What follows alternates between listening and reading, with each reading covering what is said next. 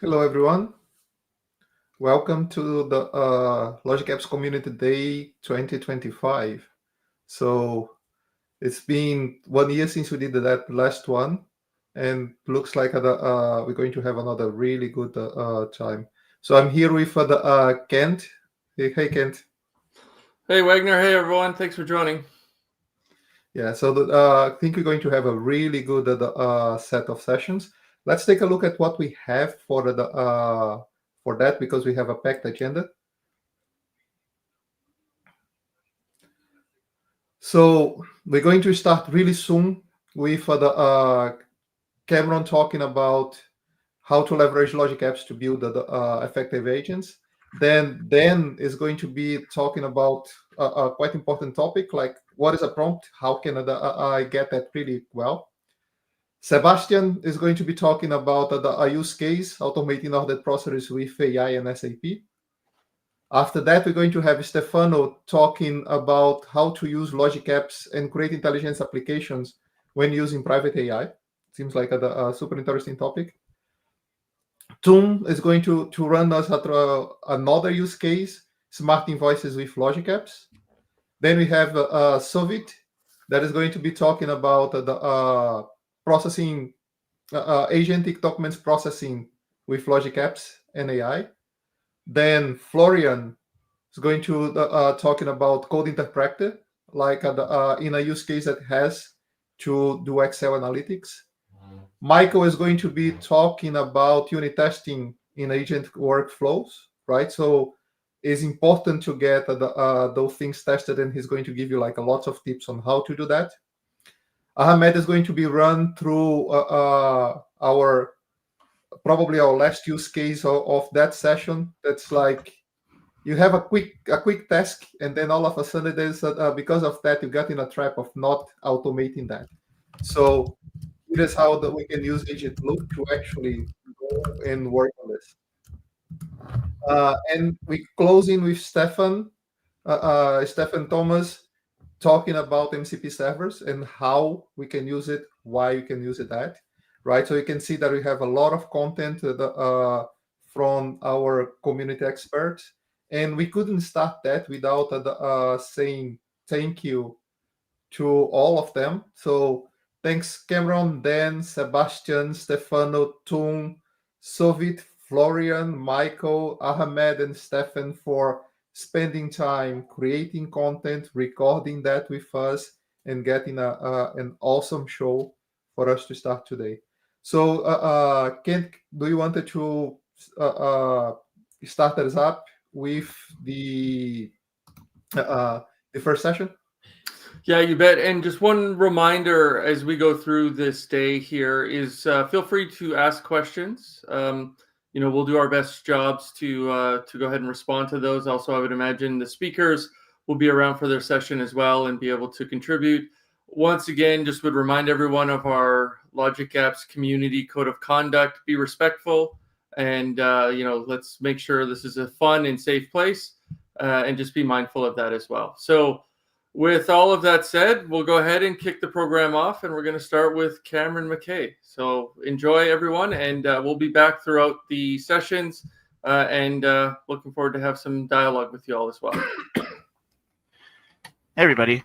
I'm really excited to be presenting today here at LogicApps Community Day on this topic that, is quite pertinent today. There's lots of discussions and a lot of businesses looking for understanding the value of what they can get out of AI and how they can leverage it in their business. So, the first place we got to start is with agentic AI and, building those agents. That's really the big topic right now. And I'm really excited to be presenting on this specific topic to show you how you can start building those, right after the session if you so chose to, using Azure Logic Apps. So super easy to build them.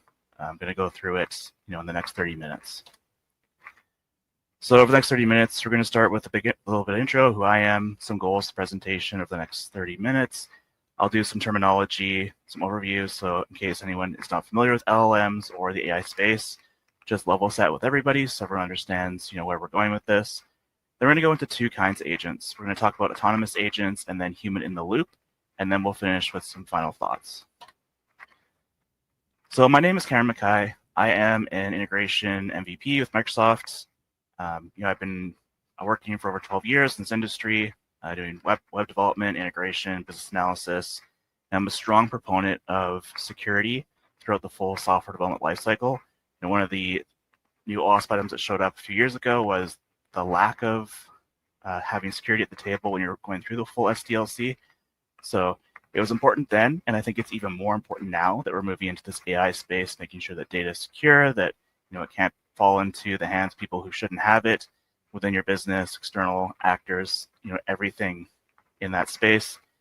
Feel free to add me to LinkedIn if you want to chat about integration or agentic AI or logic apps. I'm happy to chat about those topics. And I'm an avid anime watcher, so if you want to chat about that as well, feel free to add me on LinkedIn and let's chat about those things.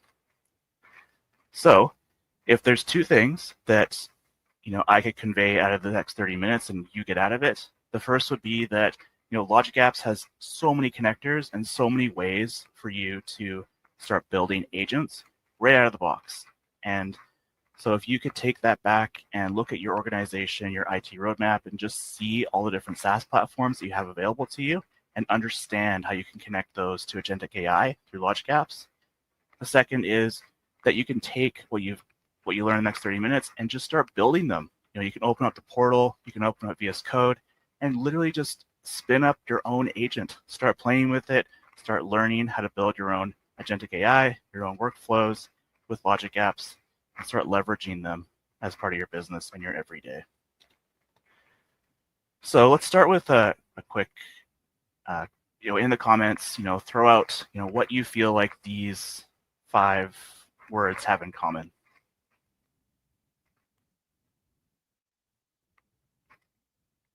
And so you'll notice that a lot of these, there's a lot of things that could come to mind. Keep throwing them in the comments as I chat, but definitely all these things connect. Places, items, metals. Essentially, if there wasn't a connection, then you wouldn't be able to travel from one place to the next. You wouldn't be able to go through a mountain. There's lots of connections here. And that kind of leads us to this where, there's so many options and so many ways for you to connect things and so many options available for you to leverage agentic AI. It's really hard to choose.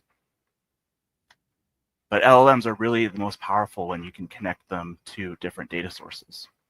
And so if we talk about large language models or LLMs, there's tons of them that are available for you to use. Like you can see, it's quite the busy slide. And I mean, this one's old.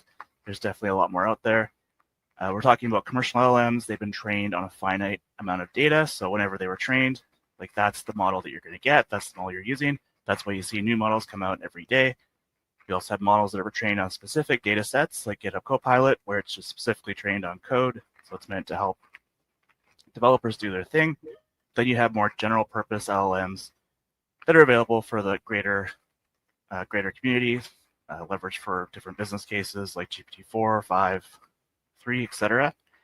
And really the way these LLMs work is through pattern matching. So when you send a prompt in, it's going to turn those into vectors or data points, and then it's going to match those to the data points that best matches that data.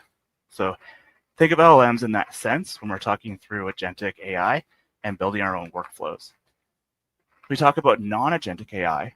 Really, what the difference is that instead of the agent being the one doing everything, you are the one doing everything. So this is traditional development. If you're a developer, you're creating code, you're building things, you're the one who's going to be, pushing things through the pipe, writing those for loops, those if statements, making sure everything aligns properly, the business logic flows correctly, and ultimately, the developer, the human, is in control of how the program operates. Now, when we move into agentic AI, we're moving away from that whole developer-centric or human-centric control.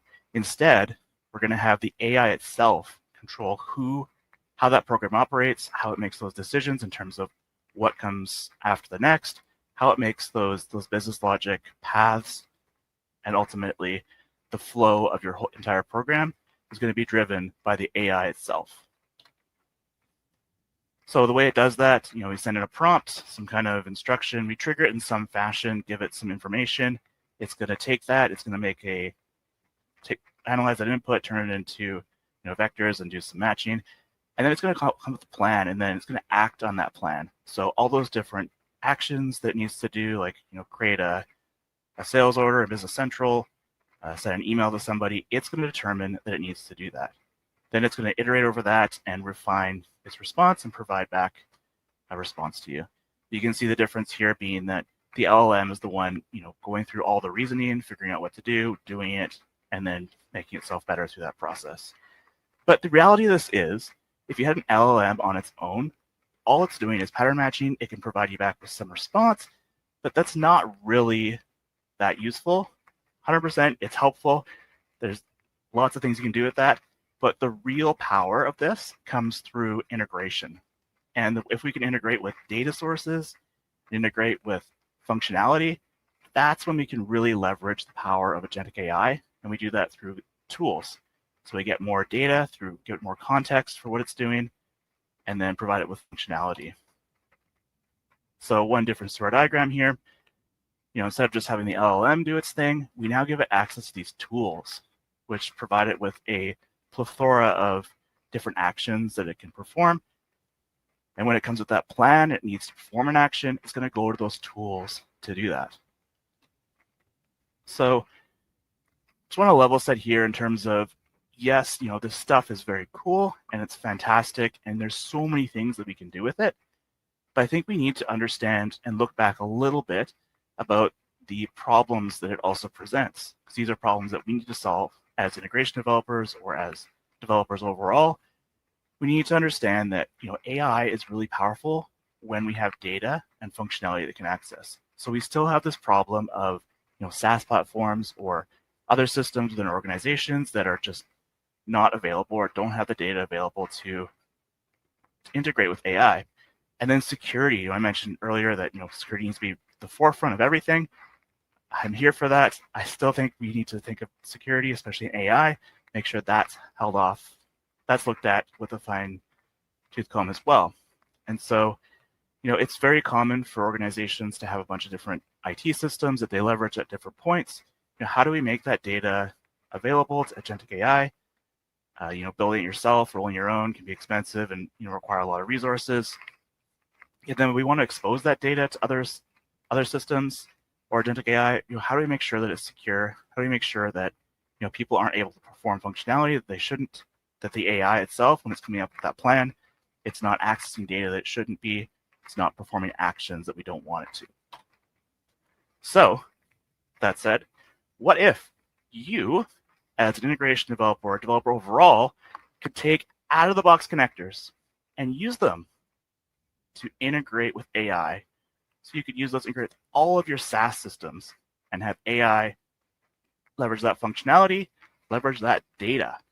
What if you could use AI connectors to integrate with other AI that's presently available to you in systems like Microsoft Azure and use those out of the box and have them be leveraged in your agentic workflows? And what if you could maintain your enterprise security and scaling without having to worry at all, have this all out of the box? Well, I can say, and I think you can kind of surmise, Logic Apps is our solution. It does all of these three things, gives us those connectors for AI, gives us connectors to our SaaS platforms, and because it's in Azure, because it's all that enterprise security and scaling that we want out of a platform. So when we talk about Azure Logic Apps and connectors, see we have on the left, we have connections into Azure. On the bottom, we have connections into different data sources. On the right, we have connections to different SaaS platforms. And then on the top, which is really exciting, is we have connections into various AI systems that are available in Azure. Going from left to right, we have connections to Azure Cognitive Services, OpenAI models, Azure AI Search, and Azure AI Foundry. So if you want to connect any of your Logic Apps or agentic AI workflows into any of these things, any of those AI components, you can do that with Logic Apps. So going forward in this presentation, we're going to be talking about Logic Apps Standard. And the reason for that is, all these great things, but specifically at the very bottom, that's where we get our agentic workflows. And if we talk about the infrastructure behind a Logic app, we have these various things: app service plan for our compute, storage container for our code and queues, etc. as it executes, app insights for logging, and then key vault for our secret store. And then our development stacks, when we're actually building things with Logic Apps, we're going to be using something like Azure DevOps or GitHub for CI/CD, Microsoft Azure as our infrastructure, Azure Logic Apps, obviously, as our development platform, where we can use things like JavaScript, C#, and more recently, a Python interpreter is now available. And then we're going to be using VS Code as our editor for Azure Logic Apps. Okay, so with all that said, let's jump into some demos, some discussions about autonomous agents. So going back to the earlier slide about, when we have an agentic workflow, we're going to have an LLM that's able to reason, act, and iterate. So we're going to give it some information. We're going to tell it how it should be doing things, but ultimately it's going to figure things out for itself and perform those actions as its own item. And then when we add these tools into this workflow, that's where the power of the LLM really comes into place. So I'm going to show you how you can add tools to your agents as well. Okay, so let's take a look at a weather agent inside of VS Code. So I have a pre-built workflow here, and when you're creating your workflow from the beginning, what you're going to want to do is, when you're creating it, instead of choosing, a consumption or a stateful workflow, choose a agentic workflow, and from there you'll be able to get this new tool here called Agent Loop, and this tool is going to provide you with the ability to start creating agents. You can also, when you're adding them or adding functionality into your workflows, when you click this plus button, you have this new option to add an agent, which will create the same agent loop available to you, so you can start adding agents directly into your workflows. So in this specific agent, we have an HTTP endpoint that's going to accept a string prompt. So that's what it's going to receive, as you've seen with a lot of different LLMs, where you pass in some text and then it processes it. The agent loop itself, we have it hooked up to a GPT 4.1 model that's running inside of Azure AI Foundry. And down here, we are providing it with a set of system instructions. So these are instructions that are going to ground and provide the AI with some kind of idea of what it's supposed to do and how it's supposed to do it. Ultimately, the AI is going to be the one, or the LLM is going to be the one operating on these and coming up with a plan based on it. But we as developers, as prompt engineers, we can figure out and provide it with more context in terms of what it should be doing and how to do it. So we're telling it to be a weather research assistant. It's going to receive a prompt that's asking about weather information, and it should use it to answer the question. And we're telling it to determine what the location is, determine what the weather is at that location, and for fun, we're asking it to give us a response in a riddle, a joke, and a poem, and then to provide the forecast in whatever units was specified. Now, one key component, and something that's really important when you're building these system prompts, is you want to have grounding rules. So this in itself acts as a grounding rule, just to provide the LLM with the context in terms of what it should be doing, but we also need to tell it what it shouldn't do. So we're telling it, do not use any external data sources aside from the ones that we've given it. And also, if somebody's trying to ask anything that isn't weather related, we don't want it to respond. So these kind of grounding rules are really important in order to make sure that your LLM is only doing what it's supposed to be doing. And then down here under user instructions, you can see we're passing in the prompt that was provided on the initial request. So the other key component here is we have our agent, our LLM set up. We have its prompts, it's receiving, or we have the system instructions and its prompt.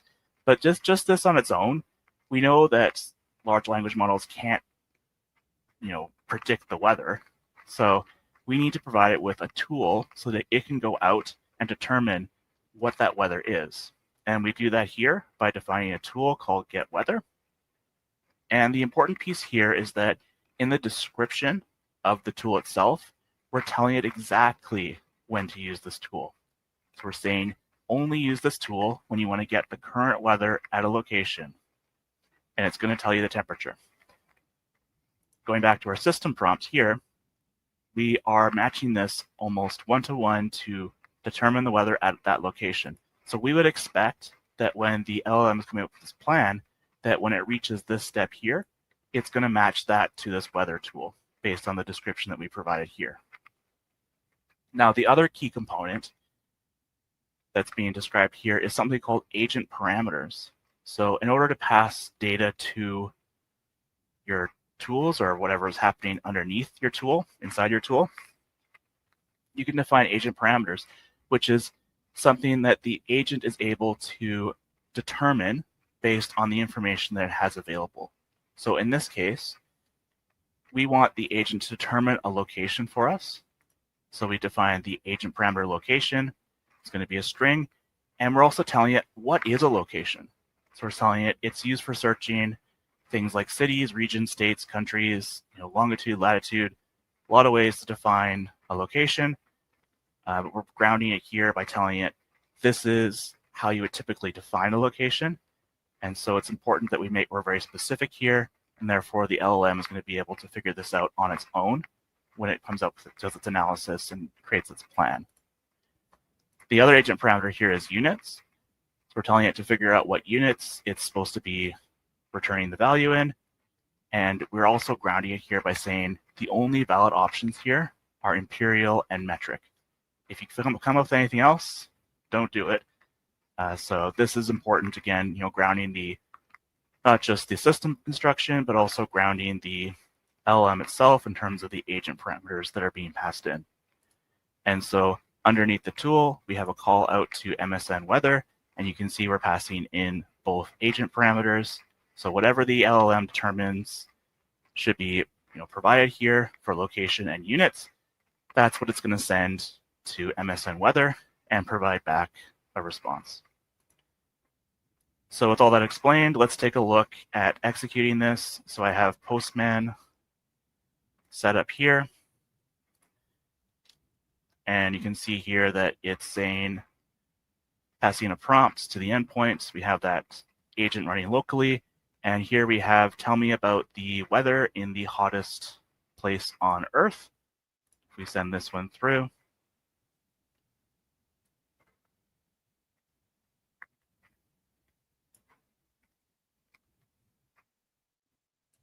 You can see it responded with a riddle, a joke, and a poem.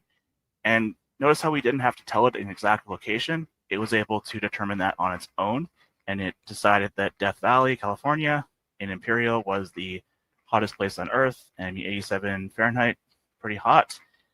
But it also provides us the information that we're looking for. Scrambling eggs in Death Valley kind of makes sense. We could even have some fun with this and say, tell me the weather in the coldest place on Earth, or even the third coldest place on Earth, and it's going to determine that location for us, based on the prompt that was provided to it, and come back with a response. So the third coldest place on Earth is in Russia, and the temperature -14. I guess third coldest right now. Makes sense. Here where I am in Canada, it's about 10 degrees, so definitely not as cold as -14. And then if we wanted to ask it something about, tell me about Superman from DC Comics,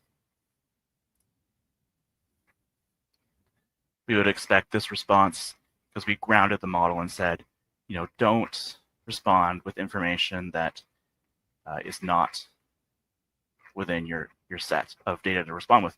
It's only supposed to be here for weather. It's not supposed to be here for anything else. And so when it receives a question about anything other than weather, it should respond and tell them, no, sorry, I don't do that. So that's how this agent is operating, and we can actually take a look at the execution itself.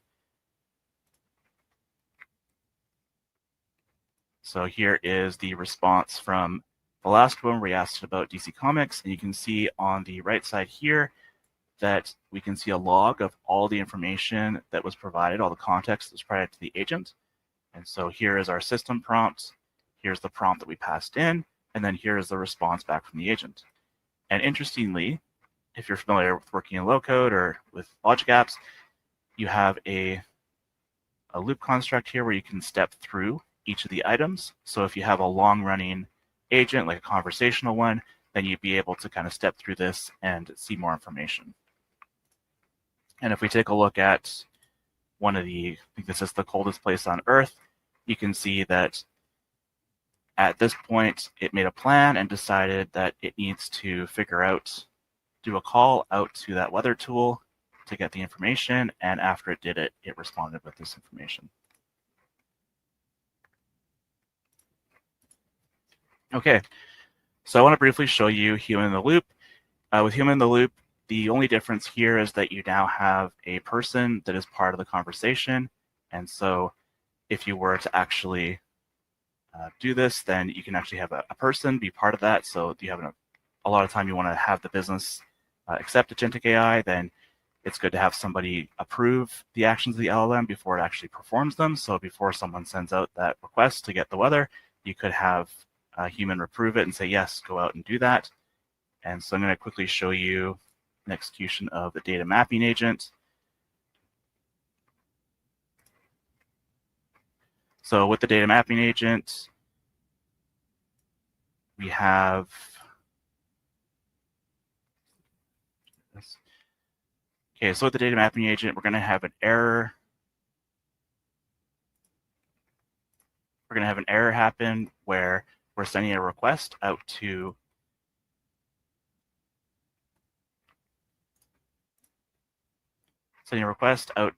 a Business Central to create something, and you can see that we're now having a conversation with the agent. So similar to how it was before, we asked it to have a system prompt, and from that system prompt, we said, oh, we made that call out to the API. You can see here, bad request, and from there it's saying, Manitoba is not a valid input.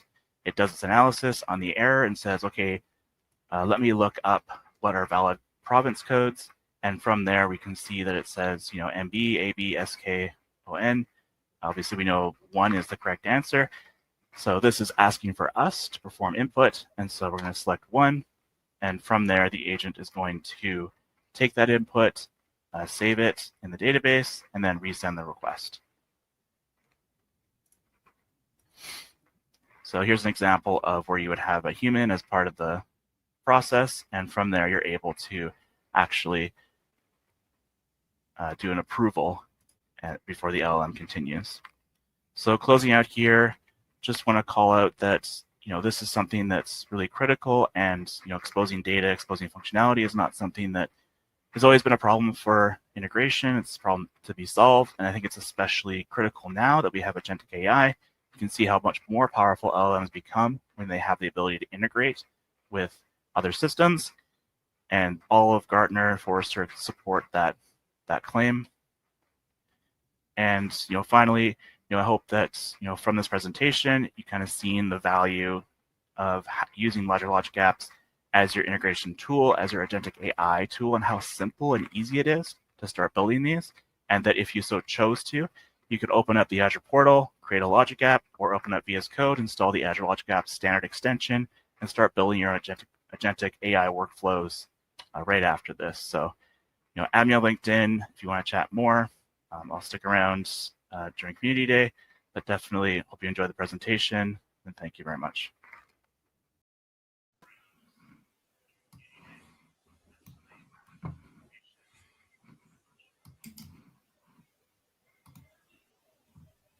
Hey, Kent.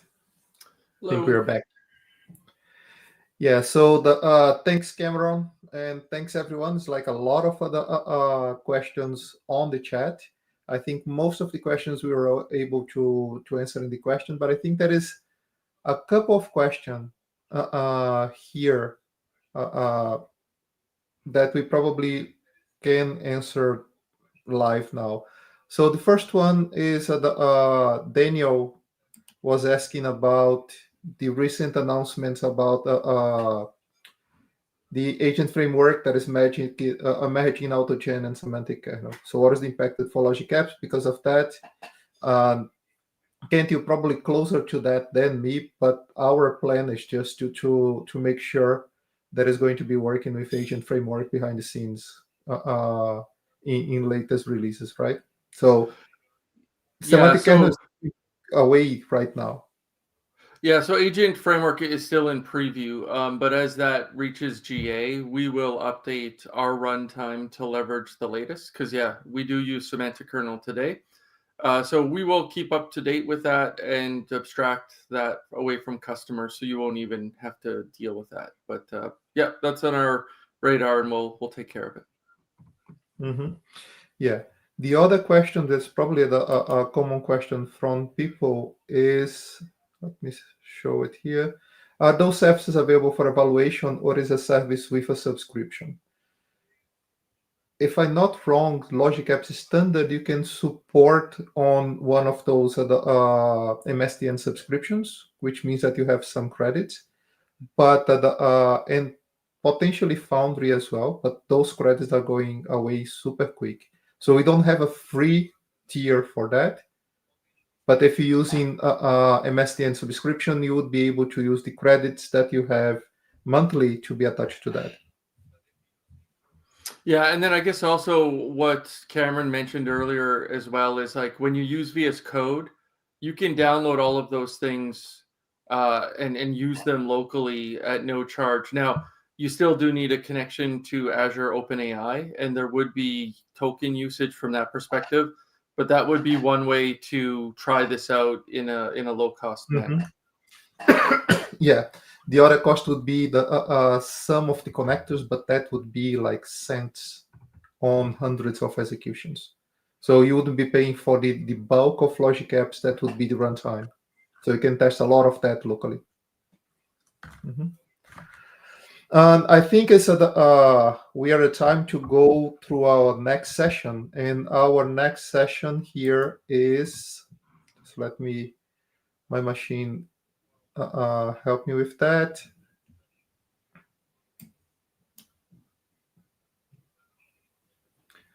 Okay, so is Dan Probert talking about what is a prompt and can I automate it? So without further ado, let's go to our next session, and please continue with all the questions and comments. Hi, everyone. My name is Dan Probert, and I'm the CTO of Aphanis, and I am giving a lightning session on what is an AI prompt and can I automate it? So let's jump right in. We have 12 minutes to run through all this. So very quickly, we'll be looking at what an AI prompt is, how we use them in practice, some essential knowledge on how you might create them, and then we'll have a very quick look at how we might automate that prompt creation with a sample on how we might do that in Logic Apps. So jumping right in, what is an AI prompt? So an AI prompt is how we interact with an AI model. So something like ChatGPT or Copilot. So it's the initial interaction we have. If you think about using something like Google Search or Bing or something like that, you'll go to the text box and type in a question. A prompt is very similar. The thing is that the prompt is instructing the AI model to generate the response or complete a task. So that prompt is going to help shape what the AI is going to do for you. And what it's going to give you back is, are you wanting text? Are you wanting an image or a video or something like that? But the cool thing about AI prompts is that they are natural language. We talk to the AI as if we were talking to another human. And that's been one of the goals of computer scientists for a very long time. And that enables kind of a seamless interaction between you and the AI. You ask a question, it comes back with a question. You ask another question, you get some answers, that sort of thing. So what are the types of prompts that we might use? So a standard one might be instruction. I want you to do something for me. So plot the best route to get to Redmond and Washington from LAX using a horse-drawn carriage, please. It's always nice to be polite. Then we have question prompts. So a question prompt might be, if I break down on a freeway and my horse is feeling nervous, should I call the AAA or the police? And then we have example-based prompts. So that's where we're giving it some context or some information, and we want it to do something with that information. So in this case here, we could say, please refer to a book. So using the book, Horse-Drawn Journeys of the World, give me some examples of places I shouldn't take my horse. So it'll go away and find that book if it knows about it and use that as part of the information it's got in giving us an answer. So how do we use these prompts in practice? So most of you will probably first come across AI in chatbots. You know, you go to a website and up pops a little thing that says, hi, my name's Eve. How can I help you today? And we can interact with that chatbot in a more natural way, in a human-like conversation. So that's enhancing the user experience. We can also use AI and prompts to automate tasks. So I can say, please generate me a list of 10,000 random numbers, and then give me the Python code to generate the same thing. So that is taking something that I would have to do manually and making it more efficient. So it's automating that task. And then we've got user support and engagement, which is where we come into sort of the integration tools and stuff we might use. So we can build solutions that will engage with our users and provide support without a human having to be involved. That can make things more pleasant for the user because they can get things done in a more efficient way. Another cool thing we can use prompts and AI for is catalysts for creativity. So I can say, give me some ideas on an essay I want to write, or give me some ideas on a picture I could draw, or give me some ideas on an app I could write, or suggestions on a language I could use for doing it. So we can use those prompts to leverage their creativity there. We can use it for generating original content, in that we're asking it to give us suggestions on content we could create. Some people might take this a bit far and completely generate the content using AI. And then you can ask the question, is that original content if it's generated by the AI or not, based on what it knows? Meh. We'll leave that for a future time to discuss. Some essential knowledge for using prompts. So one of the big things is clarity. So if you're clear in what you're asking, you'll get a much better response coming back out, which means you need to know, what are you after? What's the answer? How would you know if the answer is correct? So have that clear in your head before you start, creating your prompt. Another thing here is specificity. So how specific is your prompt? You want to reduce any ambiguity, and you want to help the AI give you a clear, understandable answer. The last thing here is context. Context is king. The more context you give the AI, the better response you're going to get. So, for example, if you and your child are leaving the house and you say to your young child, did you remember your teeth? The child will probably know that you're talking about brushing teeth, because you always brush your teeth before you leave the house and you've just left the house. If you go to, say, an AI-driven robot and you're leaving the house and say, did you remember your teeth? You might get a very confused look. The AI doesn't have that context that your child did. So context is king. And I sometimes like to think that, imagine the AI as an actor on stage and you're giving it a backstory. You're 30 years old, you've had 2 failed marriages, your mother just died, and that is why you're angry. Now go ahead and give me the answer. So a similar thing we can do with AI, we can say you're an integration developer of 15 years experience and you work mainly in Microsoft technology. Please give an answer based on that. That type of context is really, really important. But there are limitations on what we can do with prompts.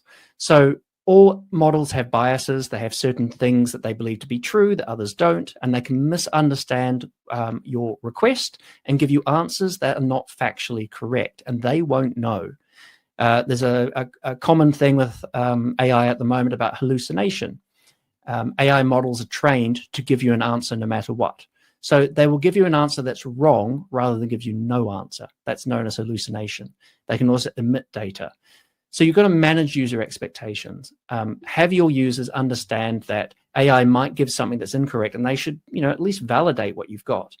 This is really important if you're using AI to generate code. If you ask it to write code and you don't understand that code, how do you know if the code is correct? Even if it executes correctly, it might have stuff in there that will break later. So it's important to understand these limitations. And by improving your prompt design, there's a whole thing around, prompt engineers becoming a new job in the future. People that know how to design prompts that look at the limitations of AI and the different models, and you design around that. You create a prompt that bypasses that and gives you the most accurate response you could get.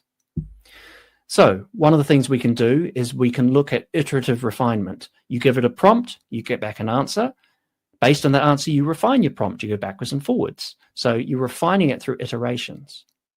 Another thing that we talked about earlier is avoid vagueness. Try and use as clear and specific language as you can to reduce ambiguity. And that leads to one common mistake, especially with people learning to use AI, is you give it a broad prompt, or you don't give it enough context. So the response you get back is not what you're expecting. So you're going to try and make sure that your prompts are as accurate as possible and give as much context as they can. How could we automate a prompt? So first of all, why would we automate a prompt? Well, we can increase efficiency. So we can streamline our workflows by generating those prompts without having to have a human write them. It reduces errors because now the prompt's automated, so we don't get the problem of humans introducing errors. And now you can start scaling, because I can generate 10,000 prompts in a second and send those out to different engines to be executed. So I can scale an AI application by using prompts internally to execute tasks. And there's a number of ways we might automate the creation of a prompt. The easiest way is you ask AI to write a prompt for you. So I could ask ChatGPT to give me a Copilot prompt. I could use a scripting language to generate a prompt. I could also use a workflow tool such as LogicApps to write a prompt for me. Another common way is using templates. So imagine a Word document that says, give me a story about A, where they live in B and their job is C. So you're asking the user to fill in little bits of information there. And then we lead towards dynamic inputs. So you can generate prompts based on a back and forth with the user. So we fill in more and more information to generate a really good prompt to influence and customize whatever it is they want to automate. So here's a very quick example of how we might use LogicApps to automate generation of a prompt. So if you've been working with Azure recently, you'll know about their OpenAI support. So if we set up Azure OpenAI, we can use a deployed model as a chat engine, and then we can interact with that from LogicApps. So there's a specific action called get chat completions that we can use to execute a chat or a prompt, and we can do that against our deployed model.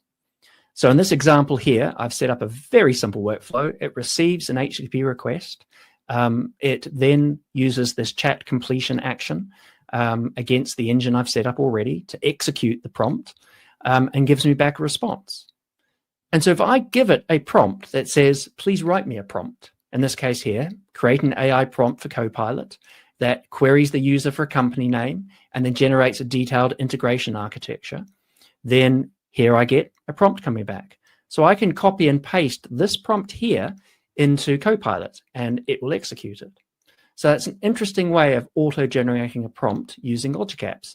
And then you could then get LogicApps to execute this prompt as well if you wanted, and you can iterate through that.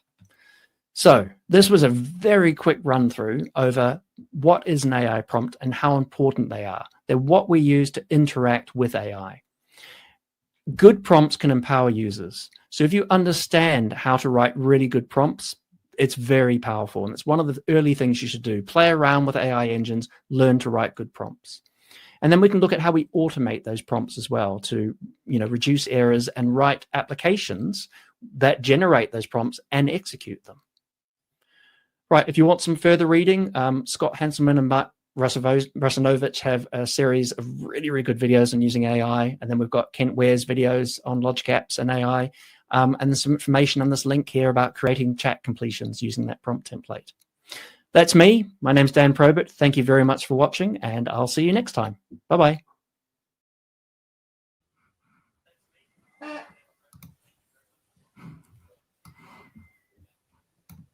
And we're back.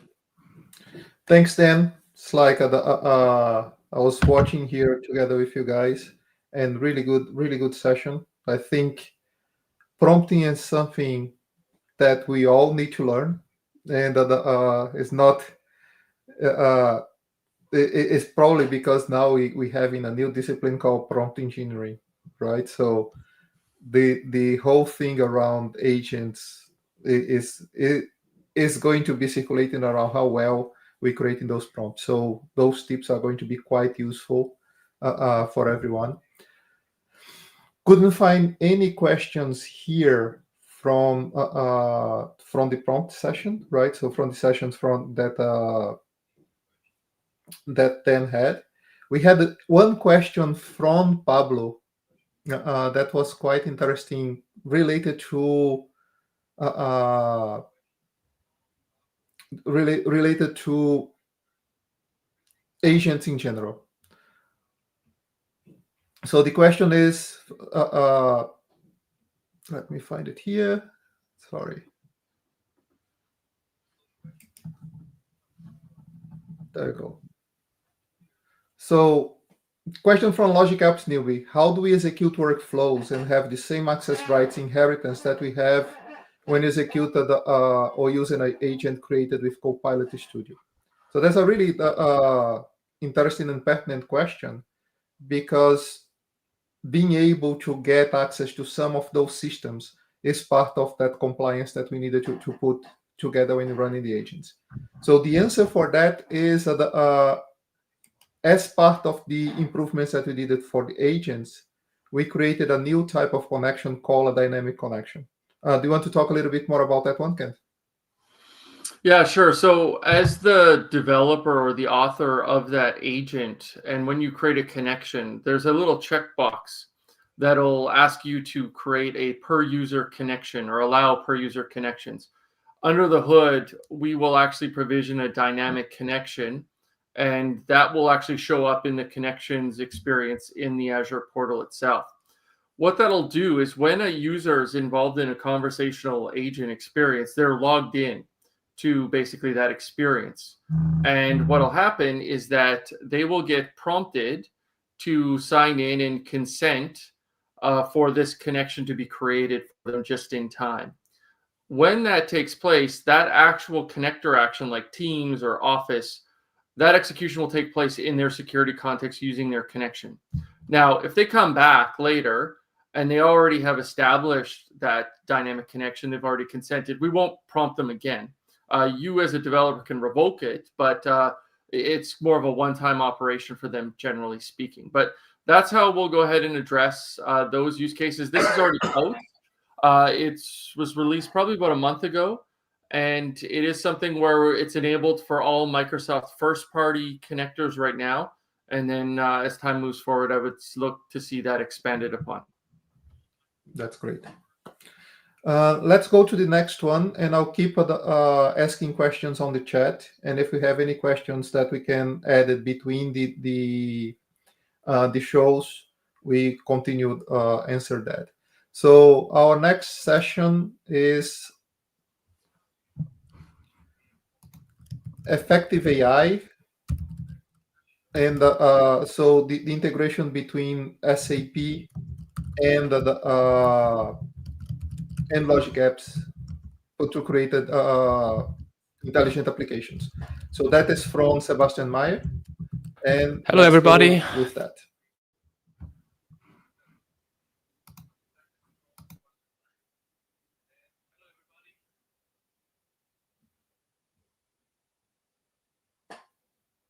Hello, everybody. Thanks for having me in today's show, and thanks for joining my session about intelligent enterprise integration with LogicApps.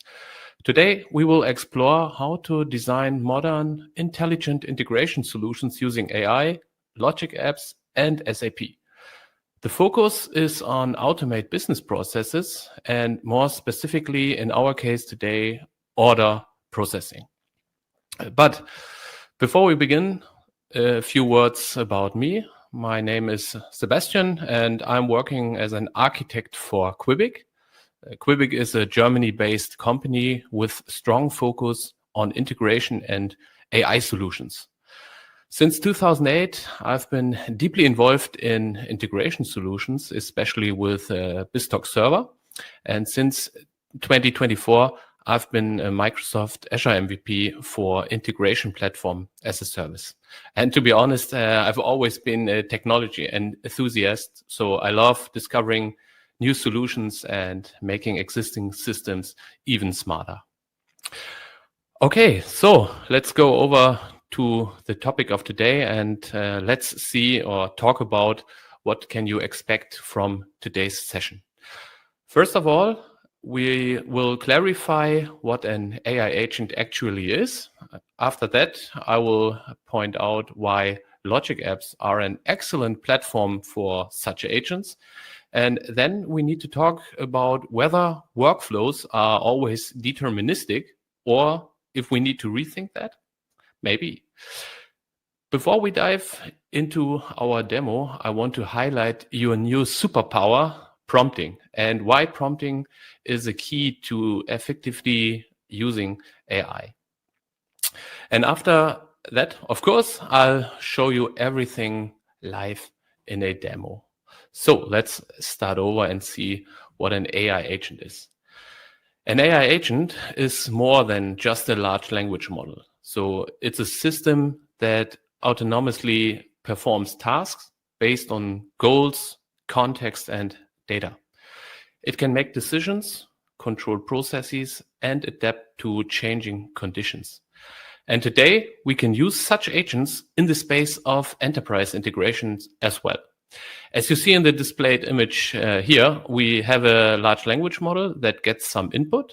Based on input and context, it is able to retrieve data from external data sources. That means you can expand the knowledge of your large language model without train and redeploy it. It can also connect to, it can also connect and interact with the environment with tools. To say it in an easy way, tools are like arms and legs for agents. So, and the last thing is memory. It is to hold context information and the current state of the execution. With the knowledge of what an AI agent is, we need a way to build our own AI agents now. There are many possibilities out there, but I want to highlight why the use of Logic Apps is a good idea for building your AI agents. So why it is a good idea? Because Logic Apps are enterprise ready. That means they are scalable, they are secure, and they are reliable. So this is the most important part of enterprise ready software. In this case, of enterprise ready agents. Logic Apps offer an operational experience or an operational excellence with monitoring, with logging, alerting, and retry mechanisms. So everything is completely integrated in that service without building for yourself. And what makes Logic Apps even more better, or even a good choice for creating agents with that, is its outstanding connectivity possibilities. Over 1,400 plus connectors, which you can use to connect to Azure services or third-party systems like SAP, Dynamics, Salesforce, ServiceNow, and more, you name it. And Logic Apps is one of the few platforms where you can choose to build agents with pro code or with low code. That means pro developers and business users can collaborate even more better on agents. And they enable traceability and observability, which is very important. That means you have full transparency over processes and decisions what the AI agent is made during the execution time. So you have no black box. So traditionally, we think in fixed deterministic workflows. If A happens, then do B. If C and D happens, then do E, and so on. You all know it. Each case needs to be implemented, but reality is even more complex because business rules change constantly, data is often incomplete or ambitious, and decisions depend on context. That's why we need flexible, adaptive, and non-static workflows, which obviously must also allow for non-determinism. That doesn't mean that deterministic workflows are dead and it is old style to use deterministic workflow. It is more a mix of both. So you can use deterministic workflows and non-deterministic workflows to solve business problems. Because not everything needs to build as an agent. For example, create a business partner in SAP is always the same. So this can be deterministic. Makes no sense to build that in an agent way. That means you will have both deterministic and non-deterministic workflows. Okay, so a central element of intelligent integration is prompting. Prompting is the ability to express a problem in a way that an AI agent can understand and solve it. So prompting is not just a technical tool, it's a new way of communicating with systems. And here is the important part of it. You need to practice it. I need to practice it. You need to practice it. Everyone needs to practice it, because prompting is the hard part of building AI agents with logic apps. So there is a lot of experimentation you need to do before you'll get good value out of it. To highlight some very important concepts of prompting and how it works, I want to talk about a few of them. It is very important to specify clear instruction, and you need to break down tasks into small chunks. You need to explain which tools are available, and you need to give the AI agent an idea of how to use them. So all of this need to express in any way.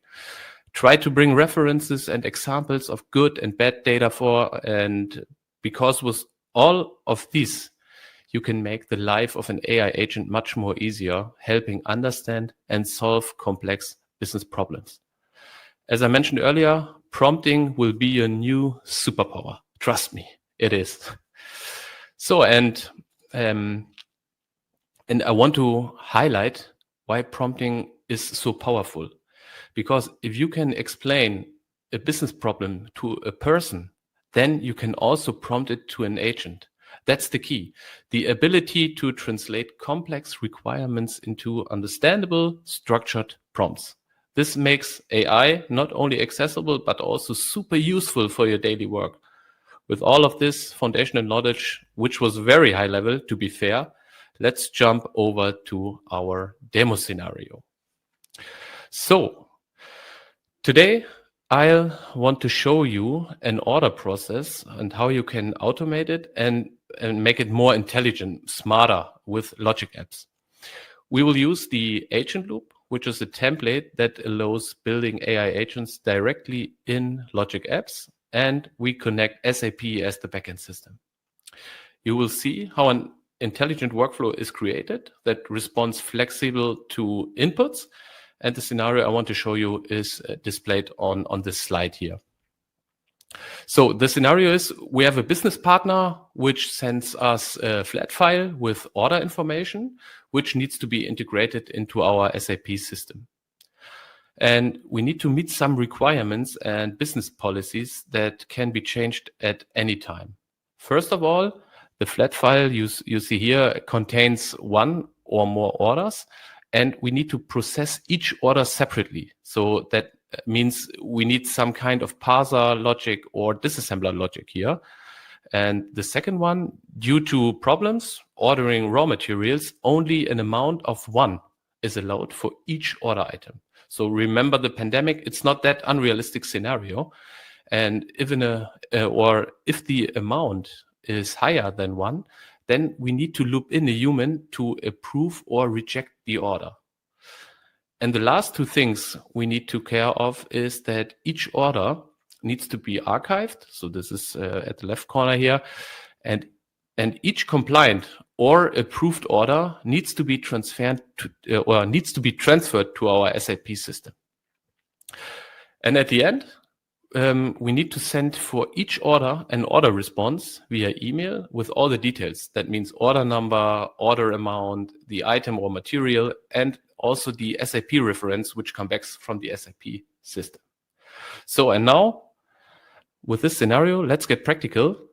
And I'll show you how we can build this process with just a few clicks and some prompting magic, all in logic apps and all in low code. So let's jump over to the Azure portal. So let me switch over. So now we are in Azure portal, and here you can see my logic app standard. And inside of this logic app standard, I have my purchase order agent, which is here the centerpiece of our integration here. So I will collapse that. So from here, we have an HTTP request. So that means our business partner sends the flat file via HTTP, and the content of the HTTP body will be the flat file. We will do that in a second. So after that, we will hand over the payload to our agent. So this is the agent loop. This is how it looks like in Logic Apps.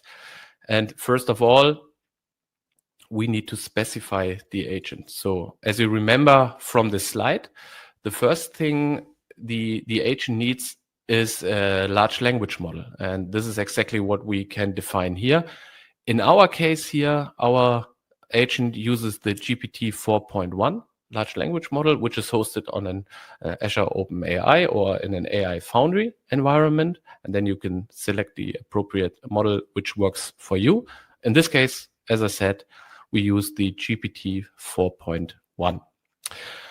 And then the magic happens. So we need to define the prompt. So this is the second thing we need to give the agent to do the work. So that means in this case, the instructions for the agent and also the system instructions.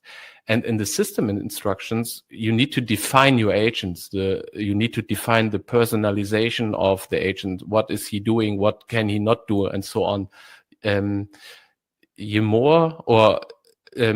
If you specify more, as I said, then the agent is more responsive to your task and can execute it very well in these cases. And there's another special thing here, and maybe you have seen it. The prompting here is in German. So you can choose your preferred language and the agent is able to understand what you tell him here. So it's language agnostic. So that means another big advantage here is, and as I pointed out on my slide, the collaboration between business and developer is even more better here because the business can specify a prompt and the IT guys or the developer guys can expand the prompt from the business with technical details. And with this approach, you will have a very good prompt to give to the agent. And so what you see here is the complete prompt. And what I explained the agent here is the instruction how to disassemble the file, because as you can see here, I will come back here in a second to explain the tools. We have no logic or no parser logic here, which disassemble our flat file. Normally, we need to create a pre-processing step where we are disassembling the flat file. But in our case, we can prompt it. And first of all, I will show you how the file looks like. So, and then I will explain how this file is being built. What you see here is the order file. So this is the flat file we will receive from our business partner. And inside of this flat file, you will see 1, 2, 3, 4, 5, 6, 7, 8 orders. So we have 8 orders, and these 8 orders needs to be processed separately, like the business requirements are showing us. So this is the requirement we need to fulfill here. And now each order is built by following. Each order begins with T600, so that marks an order. And the next 10 characters here, that is the order number. After the order number, we have 2 characters, which is the order amount. And the rest of the line, this is the item the business partner want to purchase or want to order. And this is exactly the same for each line.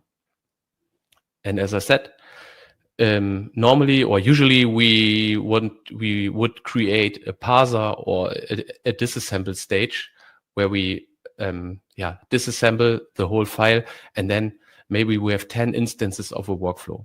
But with an AI agent, you do not need to do that in this case, because you can prompt it. And this is exactly what I've told you. And back to the slide. If you can tell the problem to a person, you can tell the problem to the AI agent here. And this is exactly what I've done here. I told the agent each order line starts with the T600, and the next 10 characters are the order number. And after order number, we have 2 characters with the order amount, and the rest of it is the position. So it's the item we want to order, or the business partner want to order from us. And then after that, I gave some instruction. So this is the list of instruction the agent needs to follow. And in this case, I tell the agent what to do with the file and how to use the tools you see on the left here. So let's go over to the tools and let me explain that our agent, so this is the arms and legs of the agent to interact with the environment. The first of all is our send email, because at the end of the workflow, we want to send an email with an order response for each email. And here you can see the power of Logic App. We can use the connectors, the 1400 plus connectors here, to create tools.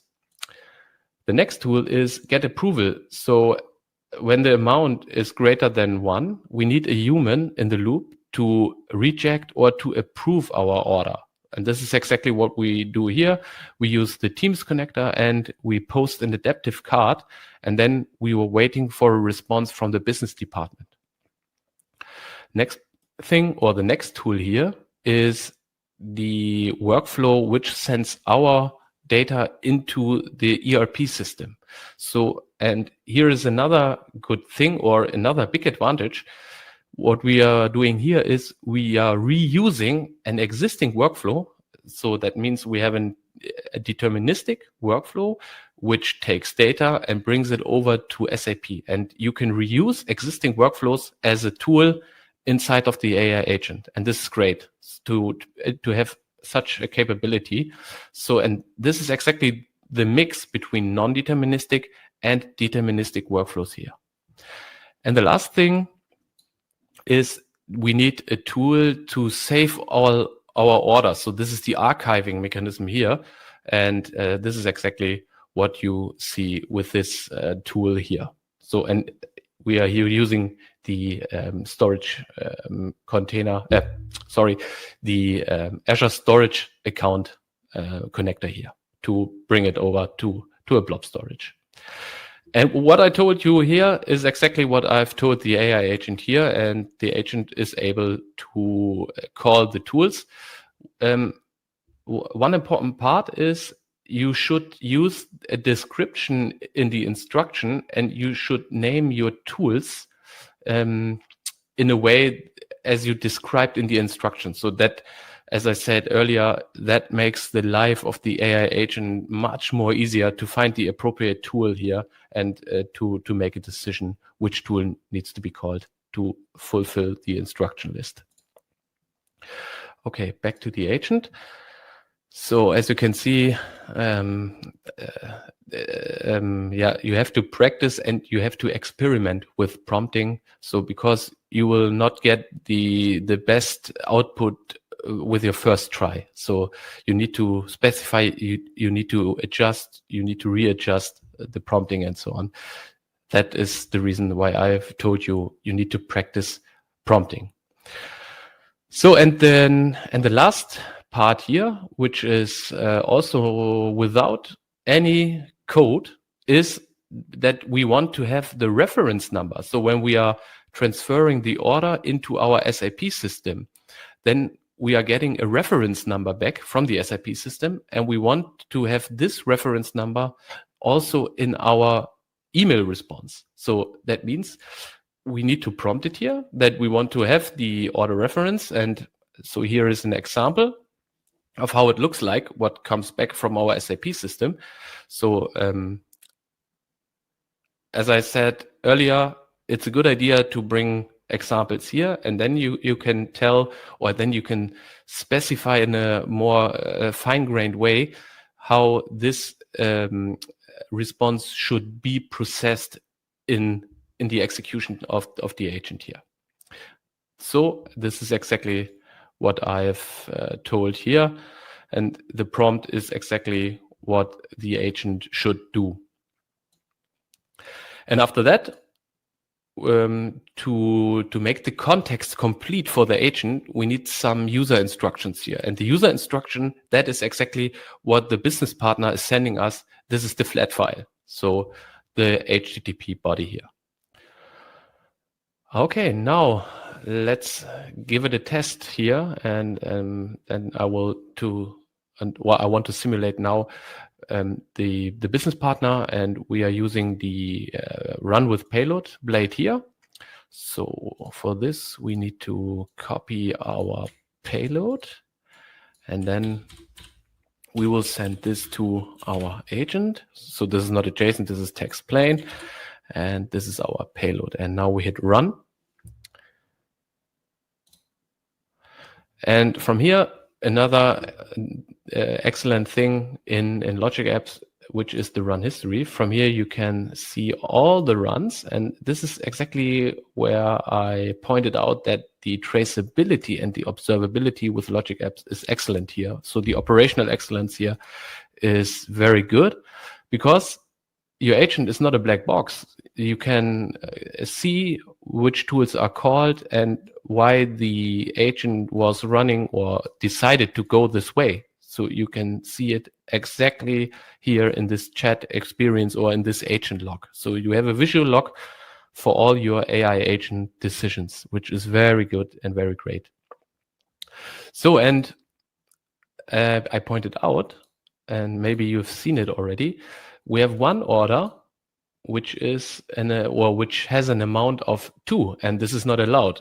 It's, because our business policy said only an amount of 1 is capable, and if we have 2 or greater than 1, we need to loop in a human, and this is exactly what we've done here. And you can see from here, we've been notified via the Teams connector here, and now I can decide whether I want to approve this order or I want to decline it, or reject it. But in this case, I say, okay, that's okay. So now we approve this order, and then we can check this run here. So we hit refresh. So from here, we can also see that the emails are sent out, and we can also have a look that our ERP system, which was also called successfully here. And as I said, we are reusing an existing workflow, and let me show you that here. So here, this is our create sales order in SAP workflow. And from here, we can also check the run history.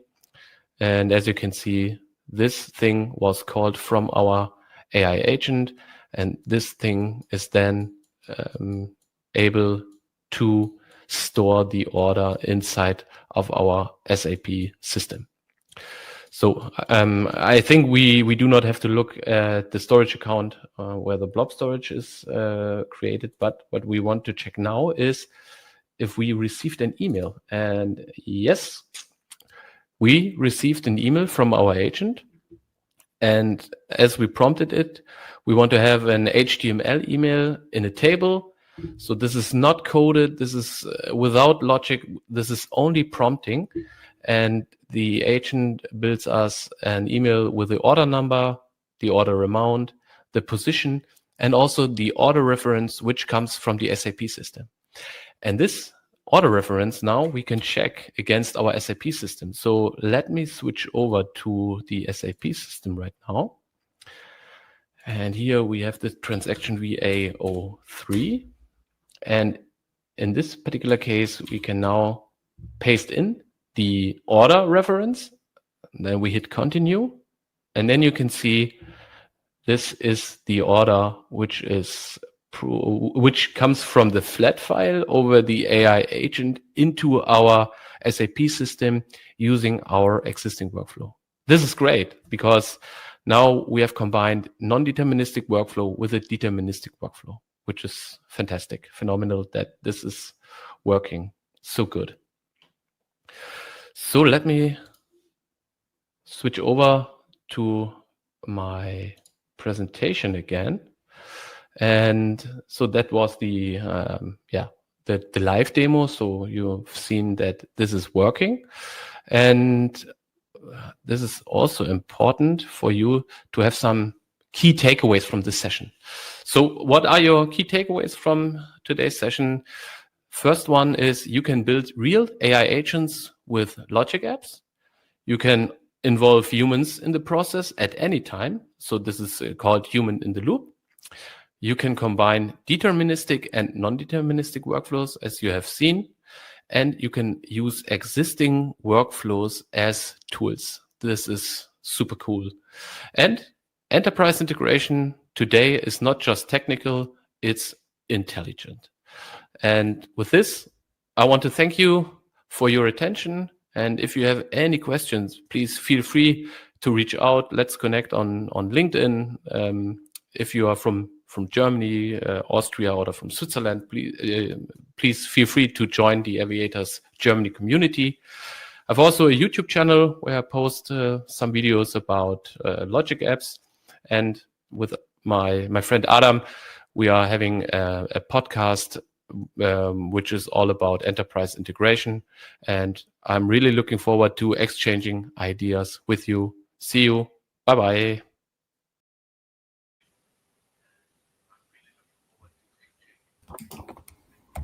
Hey, we're back. And we actually have Parth here as well. Hey, Parth. How's it going? Oh, good. So what are you thinking of the show so far?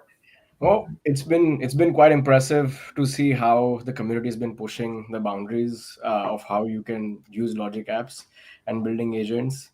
I think it's just fantastic to see, like, from the inception, like, you can just so quickly build an agent with tools, and then to the end, like, see the agent log of also, like, understanding where and how the agent is interacting. So it's quite it's mind-blowing how quickly you can all whip it together. And I'm even more excited, I think, moving forward with the other capabilities, let's say, of multi-agent or MCP servers and tooling that we have. So it's quite an interesting time for these cool scenarios to be automated with logic apps. So yeah, and it's been generating lots of great discussions and great questions in the chat. I like the chat between Rob and Sebastian about some of the examples. It can be done deterministic, right? But increase a lot the complexity of the workflow. So with that, you have cases where you can use AI to simplify your maintenance, right? We have other cases because in this case the order was deterministic or the order was superstructured, but we just need another customer to be onboarded without a structure order for you to have to go and recreate the whole system. While with that, the agent would still be able to understand the intent of that and take the key information to process. So it is interesting to think about those cases where, like, are we overshooting because we're using AI, or we actually are future proofing and keep us grounded on how we needed to do that. Do you have anything to add on that one, Kent? Because we've been thinking a lot about those different use cases. Yeah, no, and I agree with what you're saying, and I think people should always ask those questions. And it's one of those things where if you have very repeatable, consistent processes that are working in a deterministic manner, then go ahead and keep those, and then really leverage AI to complement and enrich scenarios where it adds a lot of value. And so you won't hear our team saying, "Oh, everything needs to be an agent." But I truly do look at it as opportunistically a way to go ahead and go after use cases that historically have been more challenging to go ahead and do. And one example Sebastian talks about is like, oh, if you've got a lot of conditions that you need to manage, and sometimes that becomes a little bit difficult and messy, And if that can be simplified by AI, then great. You can go ahead and use it. It's going to be good at being able to do some of that routing and that conditional logic. So that could be a good place to start as well. And one thing that we know that business is always going to do is adding more cases. Yep, for sure. Cool. So let's continue here. I think we have our next session, and it is now intelligent applications with logic apps and private AI from Stefano De Miliani. But pretty sure that one is also going to generate a lot of discussions. So let's go with that. Welcome everybody, and thanks to be here to this session about creating intelligent application with Azure Logic Apps and private AI.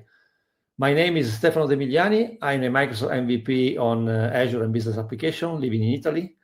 Here I will share with you my contacts where you can directly contact me if you need some more information or just to be in touch.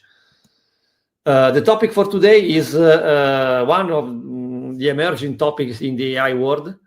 Talking about private AI and why Logic Apps can be useful in order to start introducing private AI in a corporate. When you talk about AI when you try to introduce AI in a corporate, usually this is not an easy task, mainly because there are a lot of challenges. Corporates see some difficulty in introducing AI, and mainly this is because first of all, it's not always clear what task can be demanded to AI. So some corporate organizations have different reason to accept or not accept AI. There are a lot of concerns about cost. So AI can cost me too much or not. So this is usually a problem that you need to speak and explain to your customer.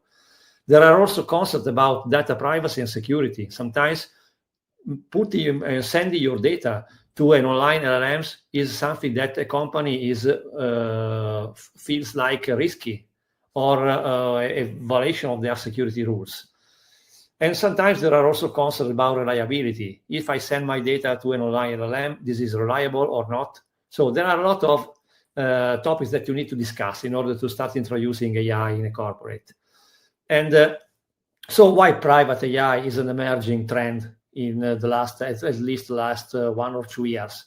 Because with private AI, users can create custom AI solutions that can deliver the result they need, that can train on data they have. So on your own data, they can be able to perform the behaviors you want, not just random models that can answer random things, but models that are tailored to your business.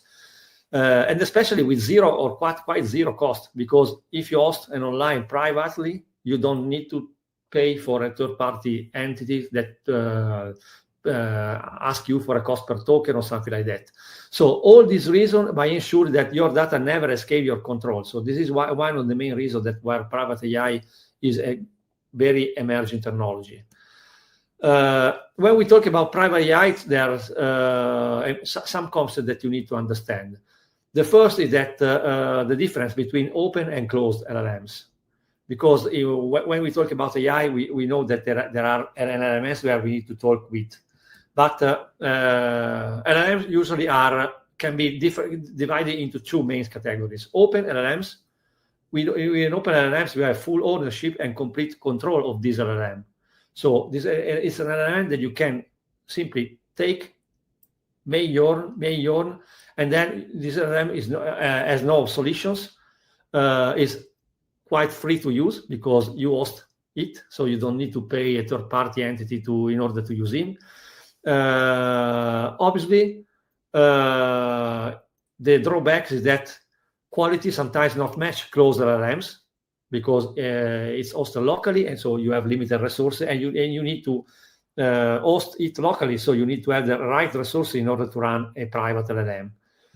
The other side of the moon is the closed LLMs. Closed LLMs are models that are proprietary, so made by some entities like Anthropic, like OpenAI, or different other vendors. These models can be obsolete, so a vendor can decide that a model is obsolete and then retire and substitute with a new model, so you need to handle that. And usually these models, closed LLMs, are pay per use. So there's an higher cost because you pay for every token that you exchange input and output with these models. Obviously, the advantage is that in this case, with closed LLMs, you have full LLM power. So they run in large data centers. So for you, it's totally transparent. You simply talk with them. They are provided to you as a service. So you cannot modify them. You cannot modify their behavior or train their data. You simply use it as a service. So in this session, we will talk about open LLMs. So open LLMs are really energy models. And here I've put the actual overview of the open source AI models in the world. These open source AI models are usually divided into 4 main categories. The large models. So large models are open source models that usually have more than 150 billion of parameters. And these are the main models in terms of intelligence, as you can see in the chart.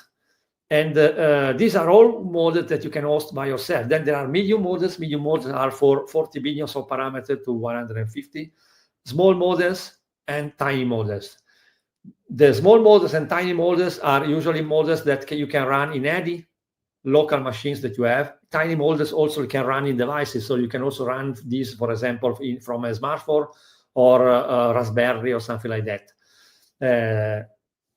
Large and medium are models that require, all these models can be run locally, but usually large models requires at least 64 gigabytes of RAM or more, while medium models run on 32, 64 gigabytes of RAM. So these are all models that can be run locally in your own environment, in your own infrastructures, and that you can use for your own business. Obviously, first of all, you need to take the model. And these are all open models that you can simply download from the provider or directly from Hugging Face, that is one of the most popular open source repositories. You need to have a server to run these models. And the tools that an LLM, first of all, can be run locally only if it passes a process. All these LLMs are something like children of big LLMs. So when you talk about local LLMs, you need to understand 2 concepts. The first is quantizations, and the second is distillations. The quantizations is the process that involves the reducing the precision of the models. So a very large model can be reduced in terms of precisions. And this reduces the memory footprints that the models requires. So these models can be executed in a small hardware requirements and less memory bandwidth also. Then there's the distillation. The distillation is the second process that I usually use this similarity. It's like training a smaller and simple model called the student to mimic the behavior or a larger model. So the teacher can, the student can learn from the teacher and can produce output that are similar to the teacher with much smaller parameters, so with much more hardware resources. And this is the main advantages of private AI. All these models are distilled or quantized from a largest model, one of the models that you are available online from all the main providers. And these are reduced versions that you can use offline. To use this model offline, the third thing that you need is the hoster. So a tool that permits you to host and run this model offline in your own hardware and in your own infrastructures. And here I've put in the slides the main of these models. So the most famous, at least. Ollama and LM Studios probably are the most famous, and the tools to run LLM locally that are also much user friendly, because these are all tools that you can just install in every OS you have, so Windows, Linux, Mac OS, and then you can simply download the model from Ollama or from LLM Studio. This permits you to expose that model as a service, and then a local service, and then you can use from your own applications. Azure has also embraced private AI. Last year, the Azure AI team launched the Foundry Local platform, and the Foundry Local platform is exactly like one of the previously mentioned platform. So a platform that permits you to download models locally and execute those models locally. Then there are other more complex tools like Llama CPP, VLLM, or for example, for the macOS platform, there's the MLX framework. The MLX framework is very, very powerful and very, very fast. These are quite a bit more complex, but the result is the same. When you configure this tool and you download a model, an AI model offline, this tool permits you to run this model locally, and then you can use your model for any applications you have locally. So all data that is never sent to internet or is never sent to train an online model. Why LogicApps and local LLMs can be interested in some real-world scenarios? There are different reasons for that, and there are different reasons for why, at least in my experience, I started proposing this type of solution in some scenarios. The main reasons are that, first of all, with LogicApps, you can orchestrate AI-oriented workflows without exposing data to internet, so to public cloud LLMs. One of the main concepts that some customers have. I don't want that my business data goes into an online model, and this online model can use this data to train itself. So here, in this way, your model never escapes your internet, your local area network. The second is cost efficiency. Local LLMs avoids ongoing cloud API costs. So you don't need to pay nothing for reading, so for sending data to LLMs and receive the response from LLMs. So this is ideal for high volume and repetitive tasks. And the last advantages of this combo between LogicApps and local LLMs is that with a local LLM, you can fine-tune that model with your specific data. So this model can work with your specific business data. It can answer accurately with your domain relevant outputs. And with LogicApps, you can, in a low-code way, orchestrate processes that can also use local models for some tasks. And with all the benefits related to that. So you can have an agent running in LogicApps that can, and this agent can have different actions, perform different tasks. Some tasks can be performed by, for example, an online model, like, I don't know, GPT-5, for example, or GPT-4o. While other tasks, for maybe more sensitive tasks, can be performed by and executed by a local LLM running in your own infrastructure, so without going to internet. And this is exactly what I want to show you in the last part of this session. So in the small demo that I've prepared in order to show how you can do that. And to do that, I've started with one of real-world scenario that we have proposed to some customers. So I use this, a more simplified version of this, just in order to try to explain one of the advantages. So in this example, real-world example, we have a company where the technical department of that company usually creates item records inside the ERP system. So these item records are created internally inside the company in a ERP system. And when the record is created inside the ERP system, a process needs to start. And this process one of the tasks that this process needs to perform is to generate marketing description for these items. So a long text that can be used from the marketing department, but without transmitting all the item details to an online LLM, because the company has strictly security requirements, and data related to these items cannot be sent offline to an online LLM. I want an AI model that is able to generate a marketing description according to all the data that I'm passing to you. But this data must be absolutely still remain private. How to do that? To mix a part of the process that must be private with some part of the product that instead should be executed by a standard online agent like GPT-5. LogicApps was our choice. So I think that you know that LogicApps has a feature called Agent Loop that permits you to create autonomous agents. And this was the agent that we created. As you can see, the agent starts from the advantage of the Azure LogicApps platform is that you can use low code, and then you can use triggers and actions. So the triggers in this case is an event coming from an ERP system. And from this ERP, we call our orchestrator, so our main agent. And this main agent has free tools available here.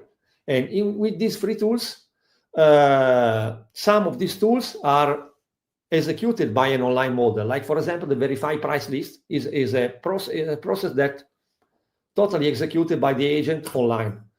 But when the agent need to generate marketing text, this must be executed by a local LLM.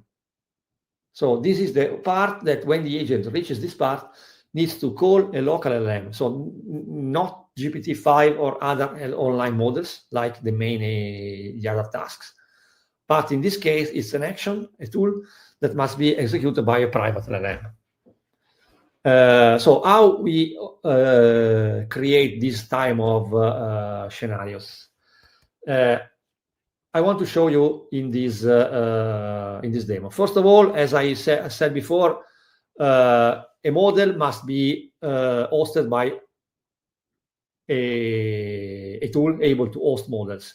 And in this case, I've used LM Studio.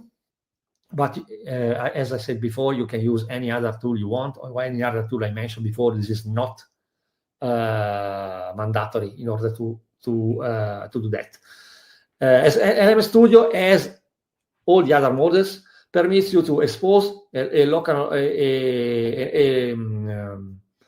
online model, a private model, sorry, as local service. So this is the local service where LM Studio is exposing the model, and this is my model. So in this case, I'm hosting offline, completely offline in my machine, GPT-OS 120 bits.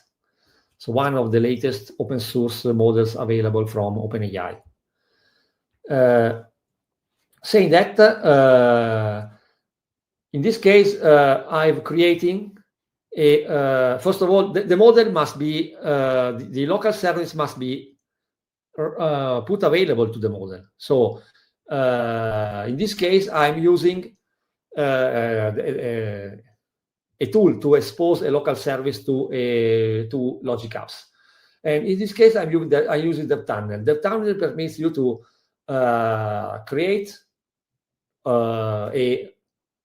expose to a local an online service, your local service. You can use also other tools like Ngrok or different others, but just remember that this permits you to expose an endpoint pointing to your local service with authentications and with something like that. Then we, when this is done, we have go into the LogicApps part, so our most interesting part. And here I'm creating an autonomous agent, one of these new features available in Azure LogicApps that permits you to create autonomous agents running stateful workflows that can use AI agents to do tasks autonomously, so without user intervention and reacting with the events that can be from Azure or from different applications. In my case here, I have, let me close this. I have previously created these agents that, as you can see here, it starts from an event coming from an ERP system. In this case, the ERP is Dynamics 365 Business Central, the Microsoft ERP.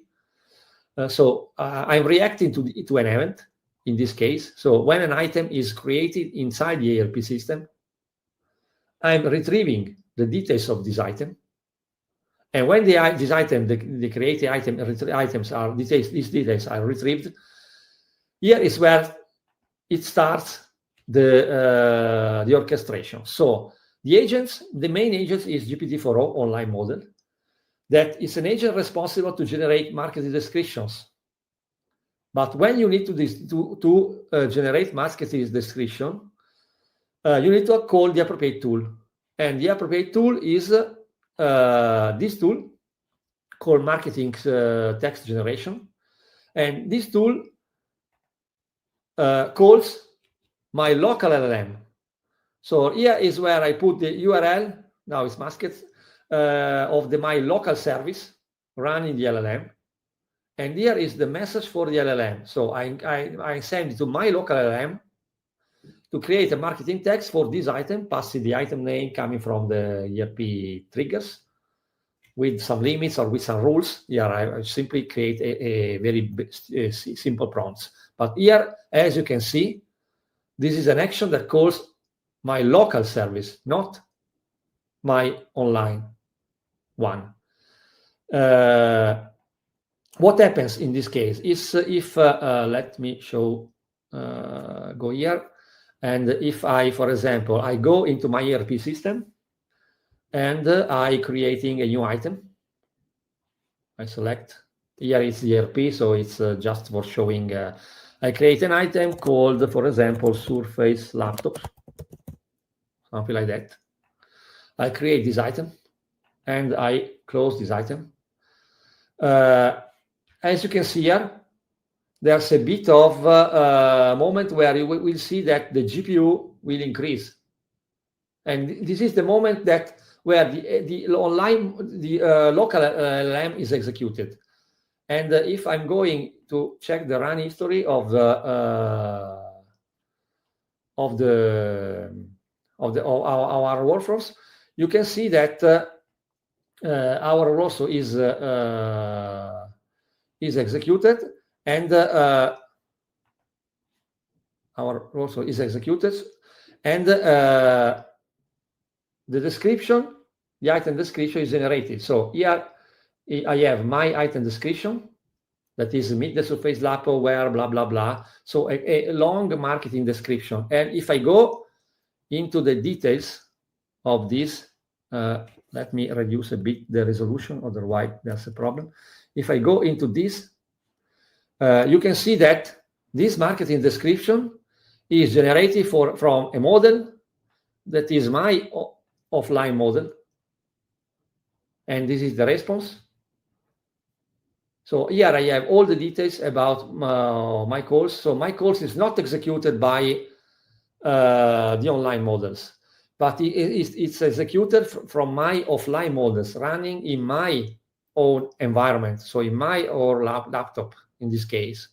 So these the data coming from this ERP are sent directly to the offline models. So LogicApps is able to, in this case, call the right tool, and the right tool is configured in order to call my offline models. And this is, as you can see from the trace, this is the response, and this is the output from the GPT, GPT 120 that is executed offline. So this is much a new, probably a new possible way to create AI solutions with Azure LogicApps. Not only using online models, but also you can start providing solutions that uses models that you can host offline, totally private with total the total security that you have in your corporate network, because everything here is running inside your corporate network. So no data is sent to an online LLM in this case, but it's the local LLM that is responding. So also zero cost, because in this case, the cost of inferencing the prompt to your online model, to your offline model is nothing, because you don't need to pay for tokens in this case. So you can have multiple actions calling these multiple models without paying nothing, simply because the model is hosted offline. Obviously, as you said previously, probably you said that this chart growing. Where's the limit of that? Hardware resources. So you need to have the right hardware resources to run the right models. But when I talk about the private AI, I always say that online LLMs are extremely powerful. GPT-5 for just for doing a name is extremely powerful.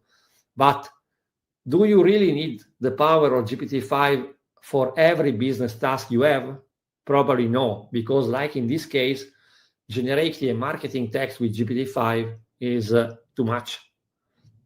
And you need to pay for it. And if you have 1 million of items, you need to pay for 1 million of calls with and plus for each calls you have some tokens, input and outputs. There's a cost. In this case, you are saving costs, and also probably the main reason you are also saving privacy of your data, because your data still remains offline. So this is the scenario that I want to show you. So using agent loop, you can orchestrate workflows where some tools can also be executed not by the main LLM, the online LLM, but also can be executed by calling an offline LLMs. Probably there are scenarios where this fits, there are scenarios where this don't fit. It depends by your business case, but I'm quite sure that in many business case, this is a very powerful scenarios. And Logic Apps adds on that, because if you use Azure Logic Apps standard, you can also scale as you need. You can also parallelize workflows, so you can have create quite complex workflows that can satisfy these scenarios. This ends this presentation because we are quite out of the planet time. I'm available for question and answer if you are interested to know more about private models, how to host private AI with Logic Apps.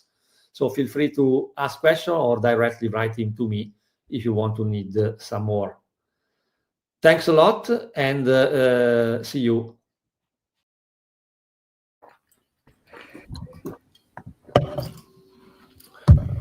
And we are back. I was pay attention to that one because it was a very interesting scenario.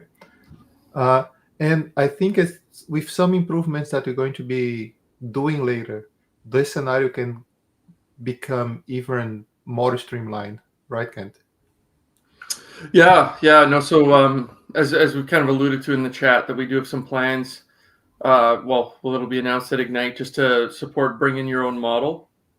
So those could be basically any endpoint. Could be on premises, could be in Azure, could be in another public cloud as well. And so that is something that I've tested. I've kind of used it in one of my demos, and that'll be public. I didn't hear anything that you said because of technical difficulties on my side. But anyway, let me go and start the next one while I sorted my technical problems.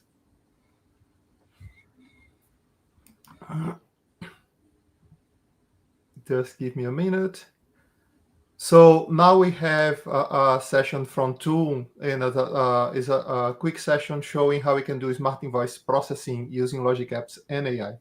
So I'll run that one and find out why I cannot hear Kent anymore. Hi there, and welcome on this session about invoice processing on this Logic Apps Community Day. So we will talk about invoice processing with Logic Apps Agent Loop. My name is Ton van Ooten. I'm CTO at Noost, Azure MVP, a dad of 2 fantastic boys, and a big cycling fan. You don't have any other choice if you live in Belgium. So before we dive into the use case of today, I want to start with taking one step back and have a look on how GenAI really works under the hoods. So it all starts with large language models. And if you look at that, what do they offer? They offer 3 things. They offer knowledge, language understanding, and reasoning capabilities. those reasoning capabilities and the language understanding, that's very important from an organizational context, but the knowledge is not that important. If we take, for example, who's the first king of Belgium, it's nice that a large language model knows that, but in this context, it's not really valuable. We want the large language model to reason over our own company data. And how can we achieve that? Well, that's by building an AI agent. So this is here the anatomy of an AI agent. Every agent always has a little bit of an engine, so a little piece of code that glues all the pieces together. And every agent is capable of handling some input and generating output. If it's just a chatbot, then your agent is just, the input is just a text message and a response that gets generated. But an autonomous agent, for example, can get as an input a task, and then the output is, of course, hopefully a successfully delivered task. There are three main components within the agent, besides the engine, of course. The first one is a large language model. Those are a little bit the brains of the agent. And typically, if you look within the Microsoft context, we use Azure OpenAI or Azure AI Foundry to host these models for us. So cloud-based models, just one click away to be used. Next to that, just like you have a new colleague getting onboarded in your organization, you need to give your AI agent a good job description. So the company you're working for, what is your job description, and how do we want you to deliver the task correctly.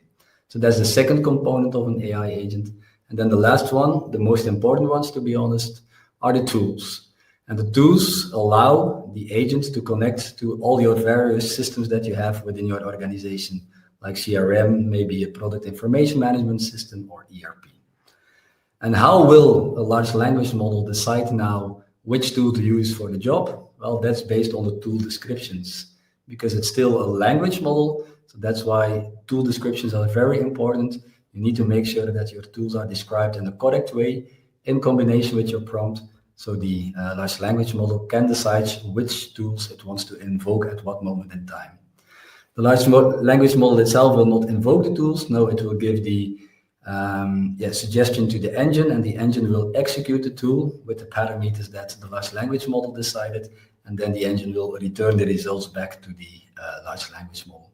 A little bit like your brains work actually with the rest of your body together. If we then look at LogicApp's agent loop, we see a very similar architecture of an AI agent. So this is here a screenshot of the agents that I've built. And on the right side, we see here a model. So we see our large language model that has been selected. We see the prompt with the detailed instructions. And we have also on the left side here the tools. The tools with each their name and also descriptions, which we will show in the demo. And that's why I really like LogicApp's agent loop, because of the simplicity of the architecture and the way it's built. It's just the most simple form of an agent that you can have, with the LLM, with the prompt, and with the tools available at your fingertips. And of course, the tools can be using any connector you want, and that's of course very powerful, because LogicApps has a multitude of connectors that you now can easily expose as tools toward your agent. So that's very powerful. Okay, let's now dive a little bit more into the scenario that I prepared for you, and it's all about invoice processing. So we are processing actually invoices here, but incoming purchase invoices. And the job of the AI agent is to make sure that it processes the invoice and it determines the right approver for the invoice. And there are a lot of business rules that can change over time. So this is here now an example of business rules. But for example, the first step can be to look, is the supplier known to us? And if it's not known, then please send the invoice back to the purchasing department. If the total amount is bigger than 50K, for example, assign it to the big boss so she can take a decision on that because it's above a certain threshold. Sometimes the people follow the procedure and first make sure that there's a registered and approved purchase order. In that case, we want you, or we at least want the agent to see if there is a reference somewhere on the invoice and use that reference to look up maybe a matching purchase order. And if these rules don't apply, then we get more in the AI-based decisions, for example, based on a category, for example, of the invoice. Everything about multimedia and IT are assigned to that person. Everything from events is assigned to that person. Or you can go even further and look for similar invoices that have been approved in the past. So if you want an AI agent to fulfill this task, tools are available, need to be available. And in this case, 2 tools are required. First of all, a get supplier by VAT number and a get order by reference. In this demo scenario now, everything is simulated with Dataverse because, of course, it's an easy to access system. So we can quite easily set this up. But if you want to connect to Fabric, to SAP, whatever, it's actually the whole same way of working because you just replace your connectors in the LogicApps agent loop with those specific connectors. The invoice processing is triggered by a workflow, so a Logic app that is listening on a mailbox. It extracts the PDF attachments, and for every PDF attachment, we will extract, let's say, the invoice text and the structure. I will showcase in a minute how we do that.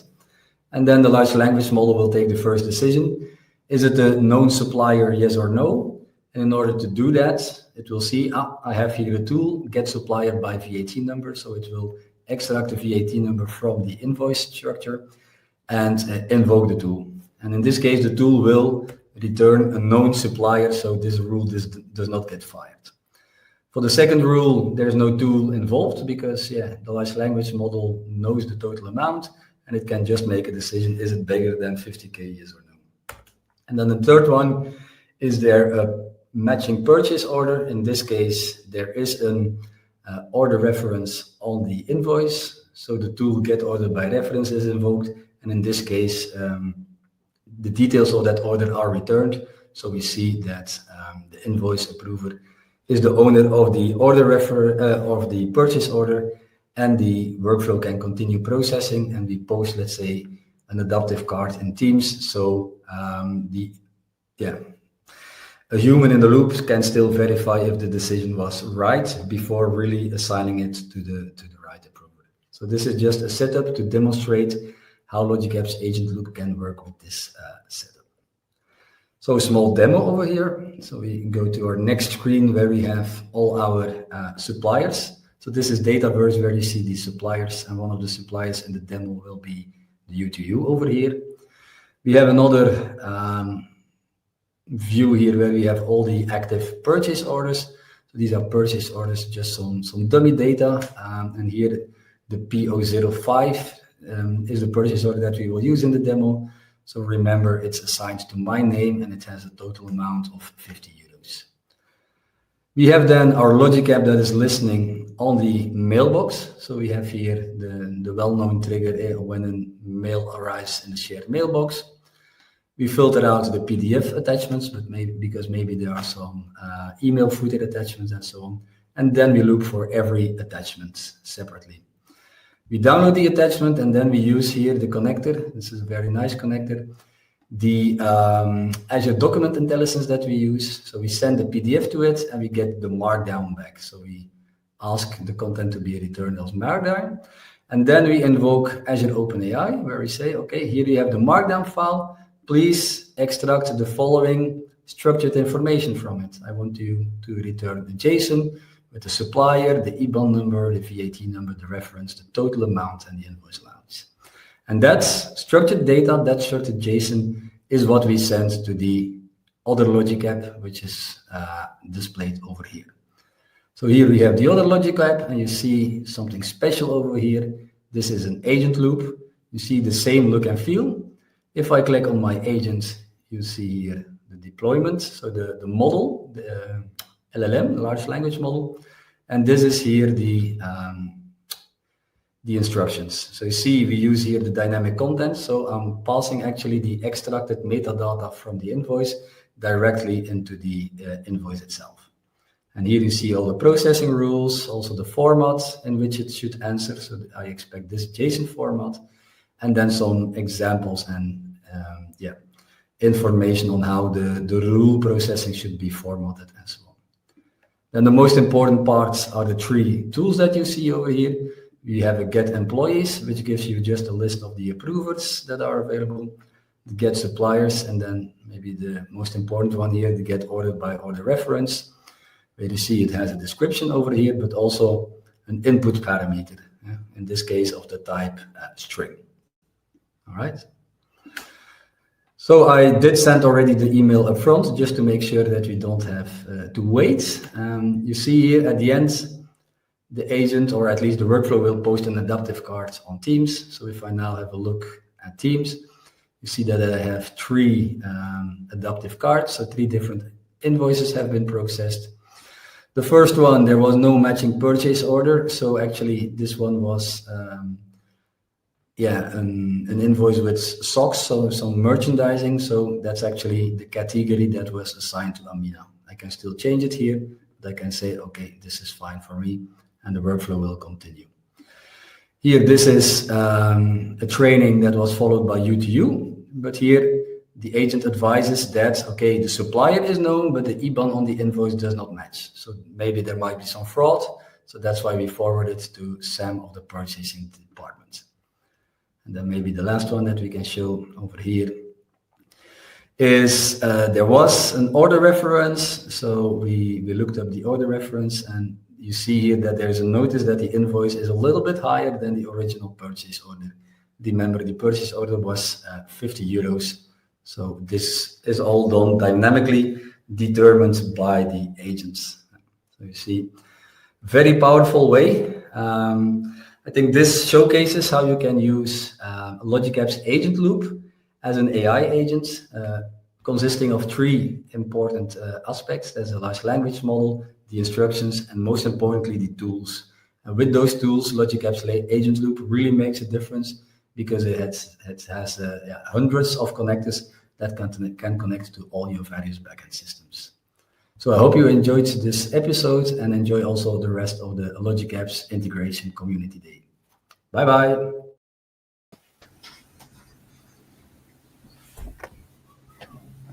Well, and we are back one more time. Thanks too for that session. So another really a nice use case and wrapped up in a very quick way, just to show like how dynamic we can implement those things. How we just arrived at the half show mark. So how are you going, Parth? Need any water? Need to get hydrated? I think so. I think I was just gonna grab like an afternoon tea and trying to stay hydrated. But the weather is bit chilly outside, so it's good. We have something going on continuously back to back as well. So quite excited for the next few talks. Yeah. So the next one we have a new presenter here, right? He's from Australia, and he's going to be showing another use case, getting how to do intelligent document processing with LogicApps and LogicApps agents and AI structures. So give it up for Sovit with agents document processing with LogicApps standard and document AI. Hello, everybody. Welcome to this presentation. Before we start, let me introduce myself. I'm Sovit Charak. I'm the founder of TechnoUnion AI, and we are specialized in building integration solutions. And with the with the emerging AI capabilities, we're trying to adopt and build and think building integration using all the AI capabilities, like building agents and using agent loop and all that. So I'm very passionate, in bridging this enterprise integration with AI innovation, and is committed to sharing knowledge, patterns, and real-world experience with the broader community to help shape the future of intelligent applications. So let's start with today's agenda, which is about agentic document processing with LogicApp standard. So traditionally, the document processing happens with just OCR technologies, and you provide the document and you build some models to understand the document, extract the data out of it. This is what has been happening so far, but with this solution that we're using it with Microsoft Logic Apps and LLM, we are dynamically reading the documents without any predefined sort of models or training data or neural models. So it's dynamic to absorb any document, extract extract the data out of it, and um, also the when you want to use it with the other applications to read the document and to make some decisions on the extracted data, you need to have a fixed structure as well. But the problem with LLMs when using these technologies are they always produce different results when you run it, even if you run the same input again and again. So how we solve that problem, right? So we are using schemas, which would lock the output produced by these LLMs. So we'll go through in it one by one. So as I said, it's a schema bound JSON that will produce as an output. We will use the logic apps to orchestrate all the steps that we need to follow to produce the output, and then we are using our own. So we've built this Azure function which does all the extraction as well as parsing the output into a proper JSON, and we will link that extraction function with the logic apps and produce the output. So this is a high level flow, how it's going to happen. So as you can see, we receive PDF. We also validate the input, whether all the correct parameters have been passed, the base64 PDF content is valid, and then once we have the validation successful, we'll move on to the second stage, which is the content extraction.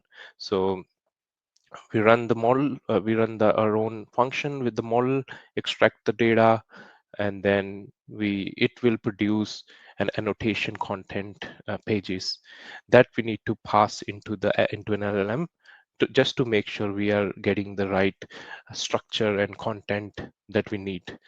The benefit is that it's we are not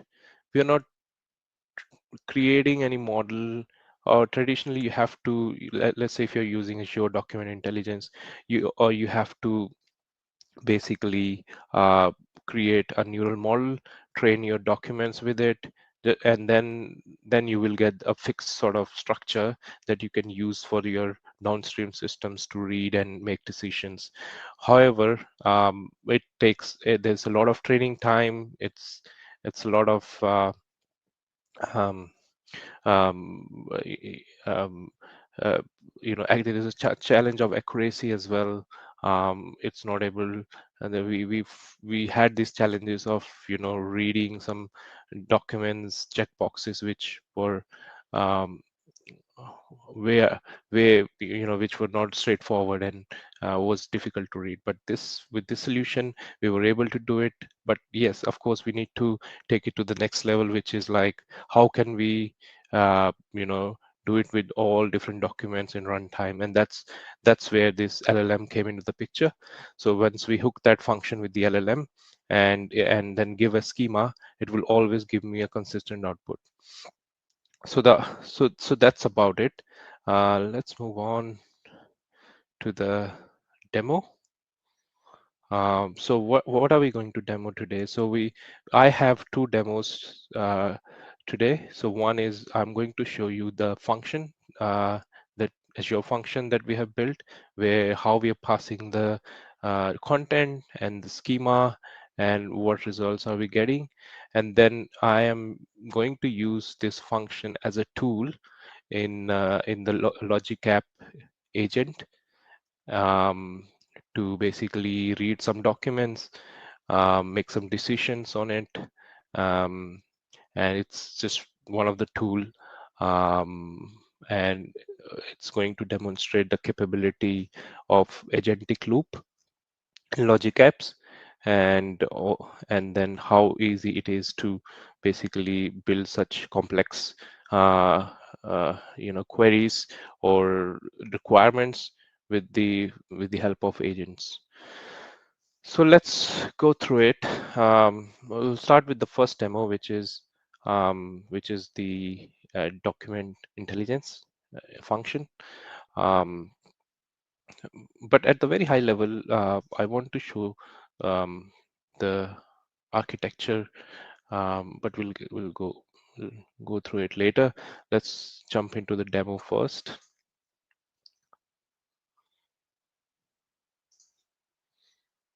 So this is the page, just as a front end that we have built, just to make it clear and understandable what we are doing.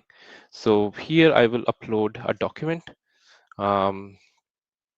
which could be one of the document that, well, it doesn't matter. We can upload any document and it should be able to give me the transformed JSON. This is a document that me and my wife went to a Kiwi Park. It's a ticket with all the details of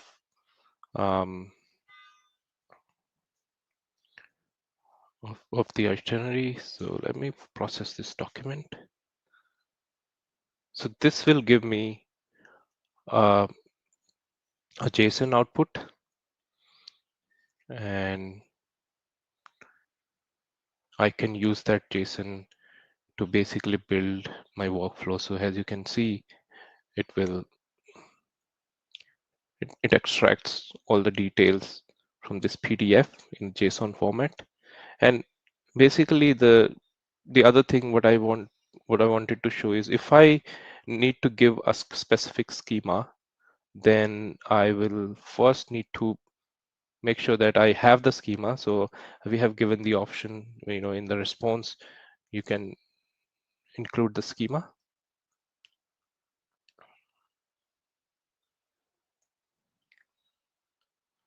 Once I process that again,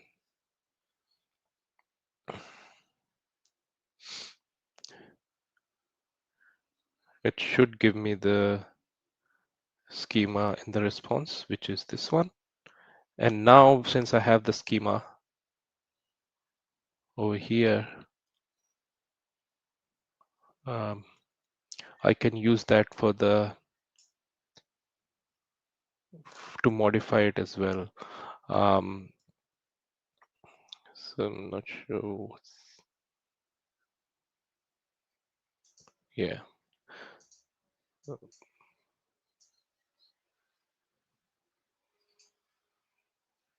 me copy that.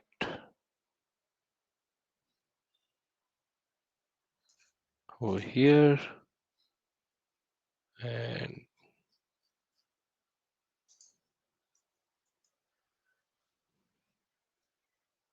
just have to make sure that the JSON is valid.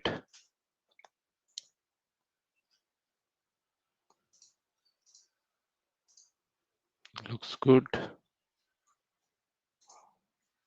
And let's say in this schema, I just want to extract the few fields, not all of them. So I would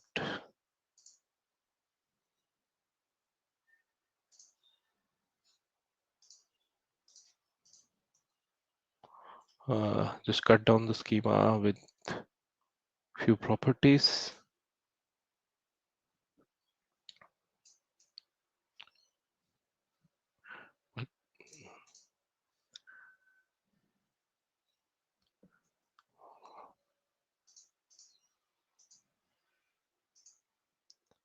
Um,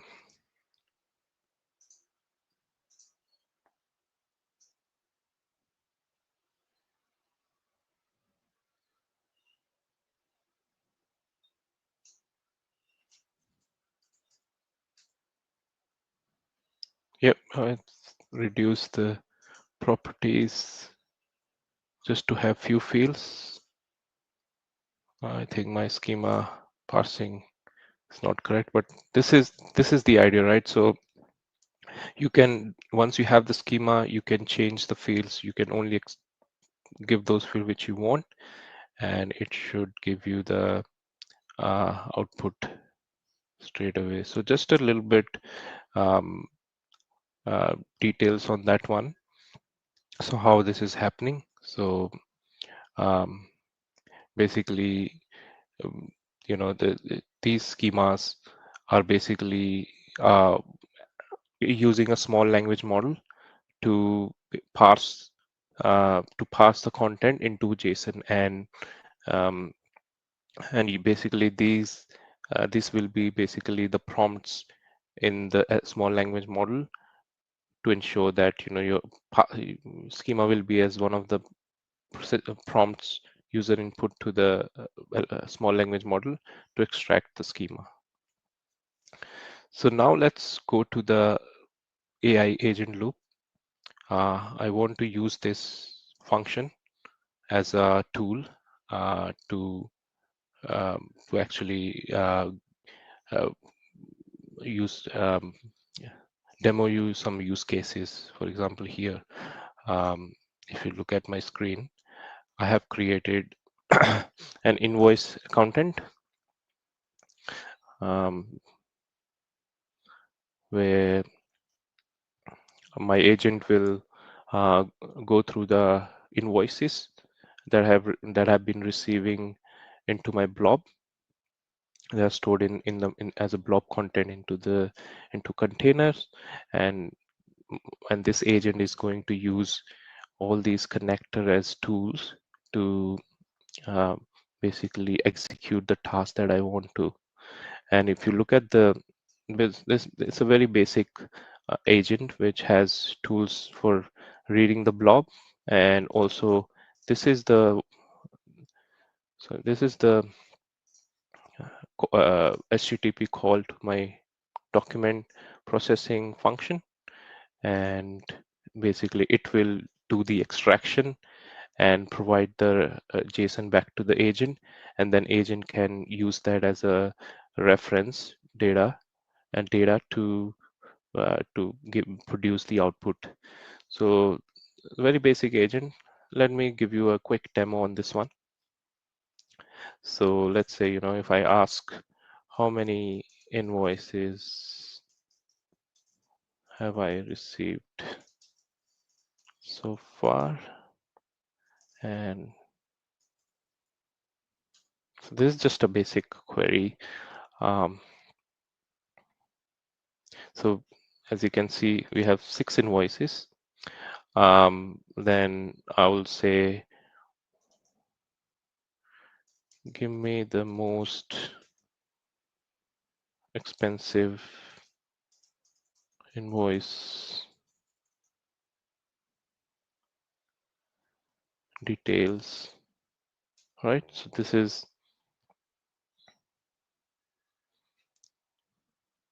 so it will go through all the invoices through the one of the tools is that document AI function, extract the information, and then compare across the invoices which invoice has the highest amount.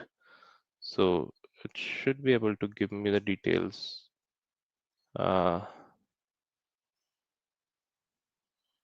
straight away.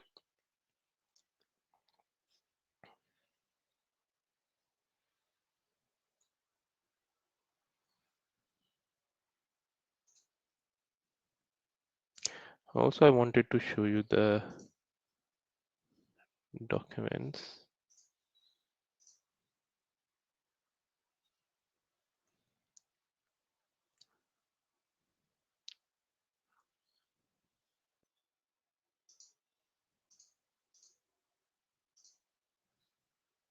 Still processing.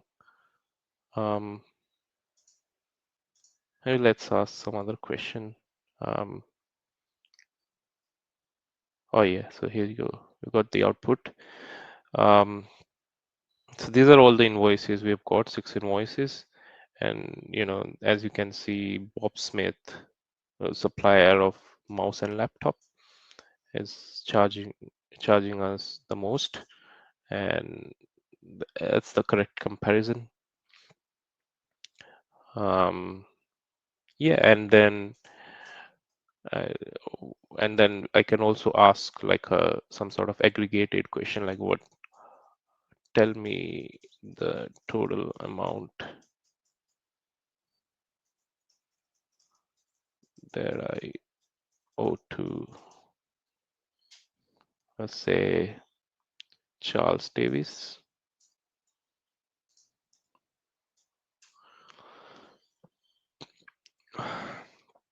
So this is the beauty of agent loop, right? It's executing the queries that I give, or the problems that I give to this agent continuously until the objective has been achieved, right? Until the goal has been achieved. And my goal, I'm clearly defining here that I need a total amount that I owe to Charles Davis, and it has straight away produced the output using the tools in the agent loop. That there are 2 invoices, and I owe Charles Davis $660. Yep. So that is the combination of agents working independently, taking actions, using tools, logic apps, manage connectors as tools, and also you can bring your own tools with it, and basically achieve the goal. So that's it for my demo for now. Let's go back to the slides.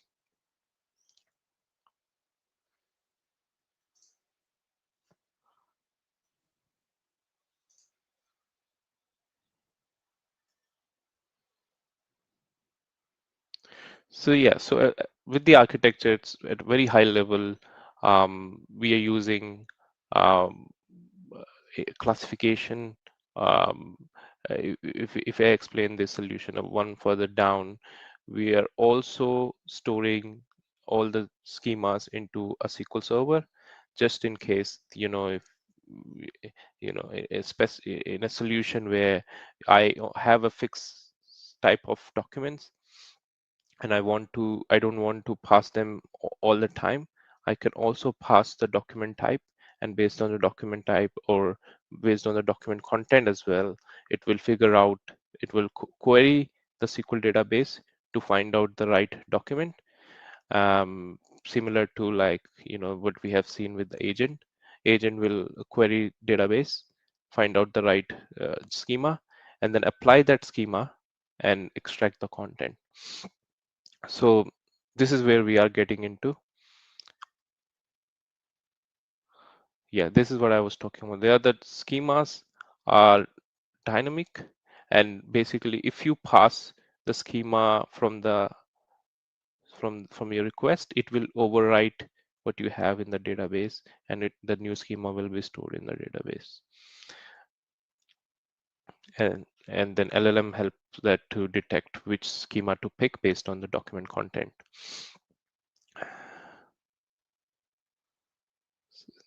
So yeah, so we already discussed about the tooling, and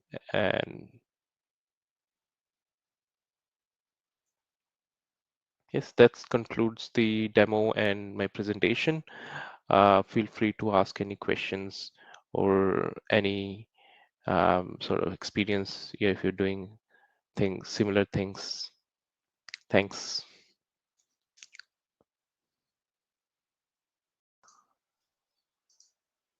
Hello, everybody. Welcome to this presentation. Before we start, let me introduce myself. I'm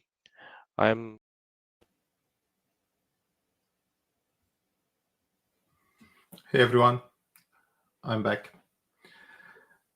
Thanks, Sovit. That was a super interesting session, and I like what you're talking there, that you can use connectors as tools, but you also can bring your own connection, your own tools by either accessing endpoints via HTTP, API management, or even creating your smaller tools with custom code, right? So that's a really interesting session. Next up, we have Florian, and Florian is going to be presenting something that is quite new to Logic Apps and Logic Apps agents. That is the ability to use the Python code interpreter. And he had a quite interesting use case for that, because he needed to do some analytics on Excel, and he wanted to use that Python code. So let's start. And just another point, that Florian is also a first-time presenter. So thanks for putting your name on the call for papers and presenting here. Hello everyone, today we will be talking about unlocking Excel analytics through agent loop and code interpreter. Before we dive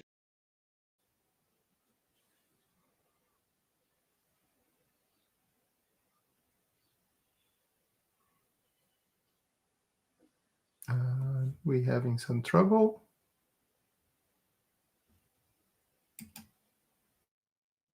Hello everyone, today we will be talking about unlocking Excel analytics through agent loop and code interpreter. Before we dive into this topic, I'll first introduce myself. My name is Florian de Lange. I am part of Delaware as a senior Microsoft integration consultant. If you want to know more about me, my LinkedIn page is on the slide and you can find more information there. But I don't really like to talk about myself, so let's just dive into the topic. What we see today is that large language models can't really work with spreadsheets. This is because they can't reliably perform mathematical operations. They also mainly work with sequential text, and they cannot understand the cell references and formulas in our spreadsheets. For this, we will make use of a tool which is called Code Interpreter to enable our LLMs to work with our spreadsheets. The Code Interpreter is a Azure Container App session pool. You have different flavors of this, but we will use the Python Code Interpreter tool. It will run code in a trusted, isolated environment, and it will also upload the files that it makes use of in the same isolated environment. We will make use of popular Python packages as NumPy and Pandas to run our Python code and to work with our spreadsheet. As a result, we will have an agent that has text-based reasoning, that can receive natural language input, understand the intent, and then create or generate the Python code. The Python interpreter will then execute the code, perform all the necessary calculations, and handle the data structures within the spreadsheet. And as a result, we will have structured analysis, accurate calculations, and it will understand the cell relationships and references. My demo is based on a real life example within my company, Delaware. It is a consulting company, which means that we have a lot of resources and a lot of projects. These are all combined into a scheduled CSV, and a planner will read this CSV to interpret and to know who has more than 1 day a week availability for the next months, within 3 months, or are some people or resources overbooked, and do we have to change the planning there, or are there tentative projects that have 10 or more days planned next month, but these are not confirmed, which is a risk where we'll have to reschedule some resources. So they check this spreadsheet on a daily or even hourly basis, and and as a case, we thought, okay, what if our agent could talk to my data, and we could talk with this agent to more accurately and easier to more accurately and have a quick, easy view on how the schedule is for all our resources. I'll go through my setup. So what I've set up in my resource group is the following. I have created a Logic App standard with the correct app service plan and a storage account linked to it. I've set up the container app session pool, which is a Python code interpreter, and I also set up a storage account where we will store our spreadsheet that contains all the data. So in our storage account, we have a CSV that contains all the scheduling data. Once a week, a full export of our resource planning tool will dump this spreadsheet into the storage account.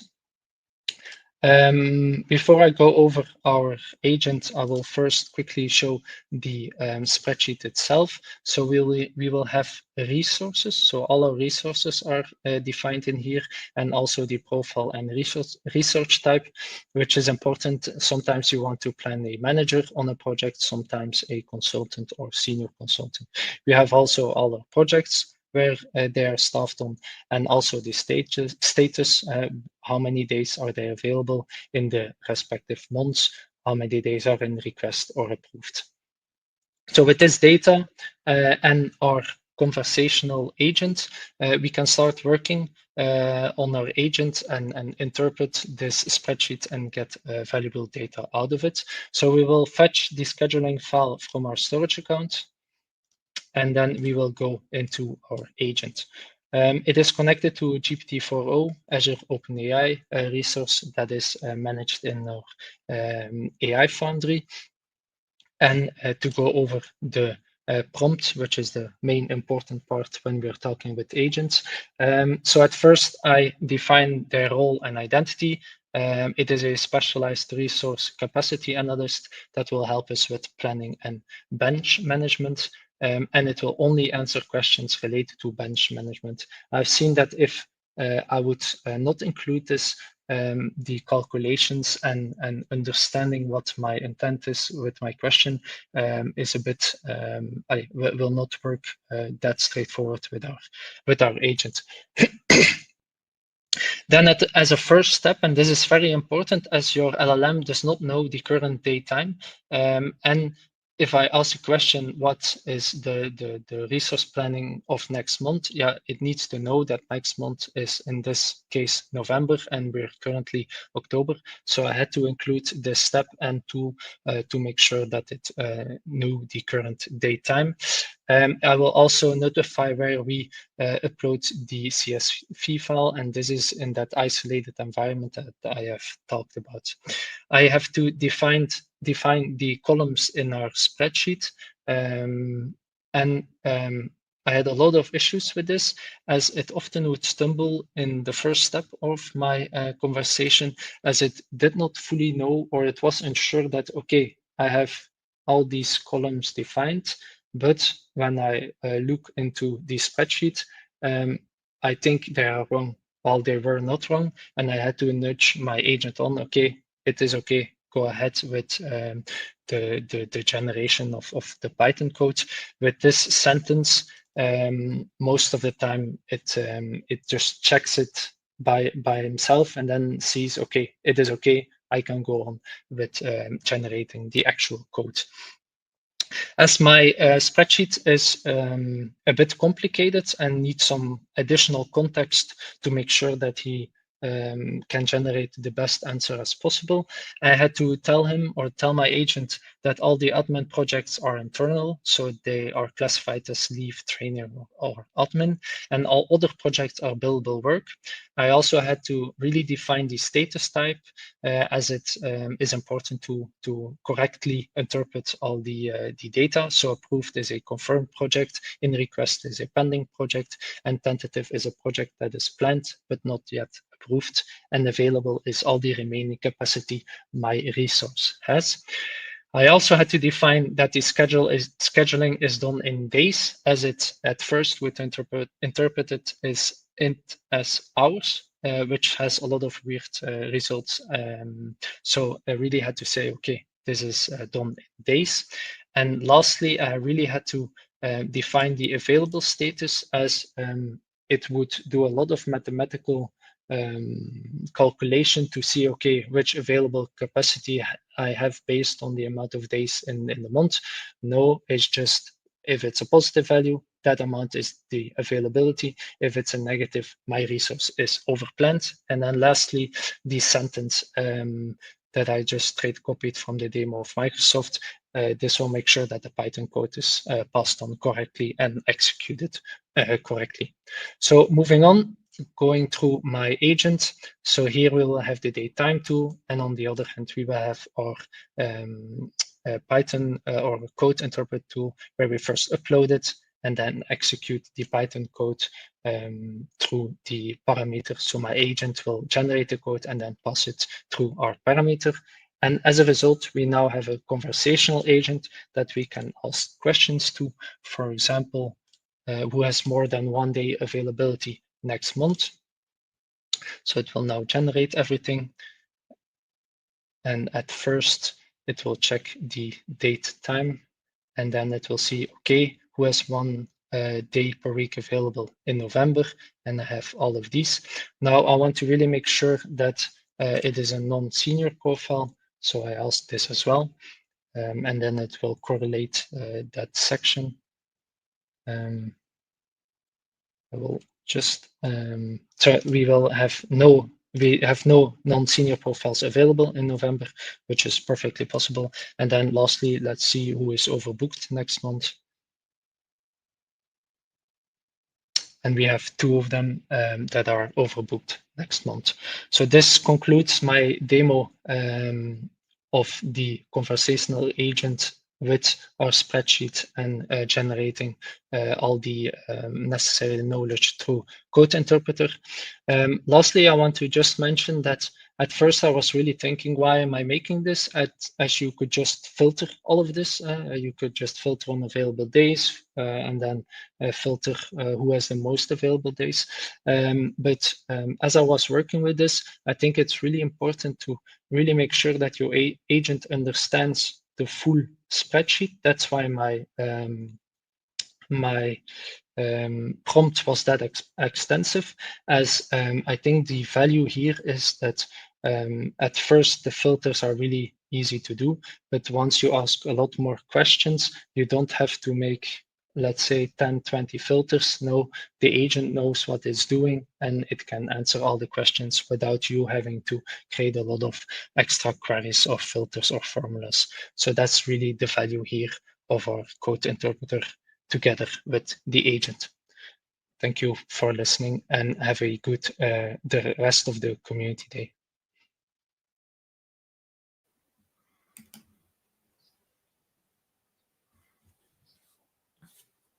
Hey everyone.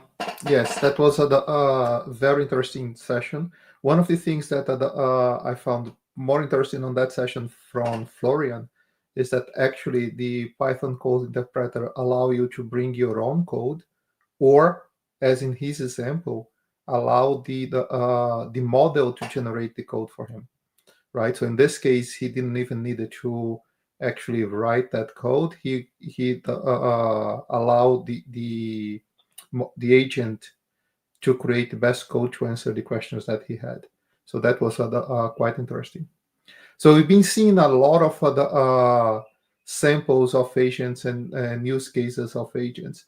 But how should we try to test and make sure that those agents are working as expected without having to manually test in a whole lot of other examples? So that's what Mike Stephenson is bringing on his session. So let's bring Mike's session here, and that one is going to be super interesting. Hi everybody, welcome to Logic App Community Day. It's Mike Stevenson here. I'm really pleased to have you join me for my session about Logic App testing. And today we're going to look at quite an advanced topic about how do I test an agent workflow. So for anybody who's not met me before, I'm quite a common contributor in the Logic Apps community. I'm based out of the UK. I've been a Microsoft MVP for a long time. I do a lot of blogging and YouTube, and so you may have come across some of my content before where I do a lot of discussions about where to use which technology, and there's a whole sort of playlist on YouTube about things like Logic App versus Data Factory versus Service Bus and that kind of thing.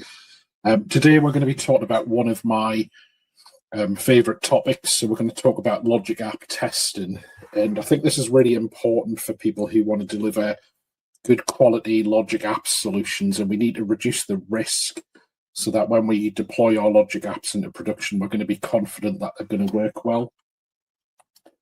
So over the years, I've talked quite a lot about Logic App testing, and there's a community resource called the Integration Playbook that some people might have come across before. So there's a whole bunch of guidance in there about Logic App testing, and for me, there's really a number of different types of testing that you're going to be involved in. So at the top of the pyramid here, we've got end-to-end testing, where we're going to be looking at the systems that are involved in the integrations. This might be CRM, integrates with Logic Apps, that does stuff, and then integrates with SAP. So that would be full end-to-end testing. Integration testing is really about testing my Logic App workflows once they're deployed to Azure and they're running inside of a Logic App resource in Azure. And that'll include testing of connectivity to systems. But then underpinning all this at the bottom of the pyramid, we've got unit testing. So for me, this is where we test very small units of work. And maybe in this case, we're testing our workflow in isolation. So we really want to focus on the logic inside that workflow and be able to check that it works as we expect it to. And we're going to use things like mocking of connectors and that kind of thing to make it possible to test the Logic App, both on our own machine and in a build agent without worrying too much about all the dependencies that we have. So that's really quite interesting for today's topic, where we're going to look at the challenge of testing a Logic App agent loop. And the challenge is that because it's a non-deterministic workflow, we don't have a guaranteed outcome every time. So typically in a Logic App, we have a specific input. I'll expect to have certain things happen, and then we'll get a specific output. So that becomes a really testable unit. But what do we do when we've got this non-deterministic scenario where different things may happen depending on stuff? And that's what we're going to explore in today's video. So for my demo here, I've got this setup that you can see on the screen here. So I've got a Logic App solution which really encounters kind of all of this. And within this Logic App, we've got a number of different workflows that work together. So what happens is the user's going to submit an order, and then we've got this kind of orchestrator component here who will basically decide, is this order from a VIP or a non-VIP? And then down at the bottom here, you can see we'll stick the order in Cosmos DB if it's a VIP and just in storage if it's not. But the key point here is, how do we make this decision about whether it's a VIP or not? And that's where in the past, we would have built solutions where we had very specific fixed rules. So maybe we used a rules engine or some if-this kind of logic. But with AI, we can actually make it more interpretive. So we can have, the AI language model can look at the order and it can look at other information and kind of make a decision more like a human would make. So in order to do that, I've encapsulated my integration with OpenAI inside this workflow called the order decision maker. And using Logic App Agent Loop, I'm able to provide that decision maker with tools. So when we pass the info to the model here, it'll be aware of these tools like get customer history and get customer value. So the AI will call back to the decision maker and tell it to execute a tool. And that tool will then do a job such as go and query dynamics here for some data. So in today's video, we're really going to focus on testing this order decision maker. We'll have a little bit of a look at this one about the order processor as well, but we'll really focus more on the decision maker itself. Now, as we go through the video, I'm going to show some demos about how to how to actually test this, and we'll look at a bit of a step through in the code of what's going on. But I think one of the key things I like to do when I build a solution like this is, I think if we use the principle of breaking up the logic app, so the work, some people build a workflow that'll be really complicated and do a lot of things, and that makes it really difficult to test that workflow. But for me, one of the good things in logic apps is I can actually encapsulate the tools inside another workflow. So when I register a tool with the AI, all of the logic for integrating with Dynamics, which could be 20, 30 steps there, I can just encapsulate it inside a helper logic app. And that basically makes the order decision maker much simpler to test. So we're basically breaking it up into testable small workflows, putting them all together to work as a team, and then that'll make it much easier to test our solution, but also build a reliable, easy to change and flexible solution. So at this point, we'll jump into our demo next, and slide there. We'll jump into Visual Studio Code, and we'll have a look at our demo. So here in this solution, I've got a number of different things here. So you'll see up in the top here, we've got a logic app project, functions project, a whole bunch of tests here, and some deployments.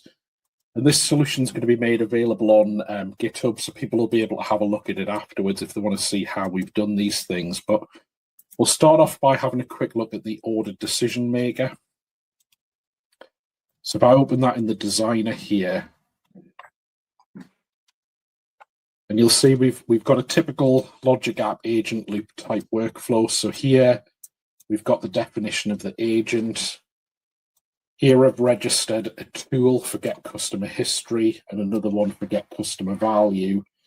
And you'll notice that inside the tools, this is where I've followed the pattern I was describing before, where instead of putting 10 or 20 shapes in here that implement all of the logic for this tool, I've actually broken that out into a child workflow, and I can just call that workflow, pass in some data, get a response back that will then return back to the agent.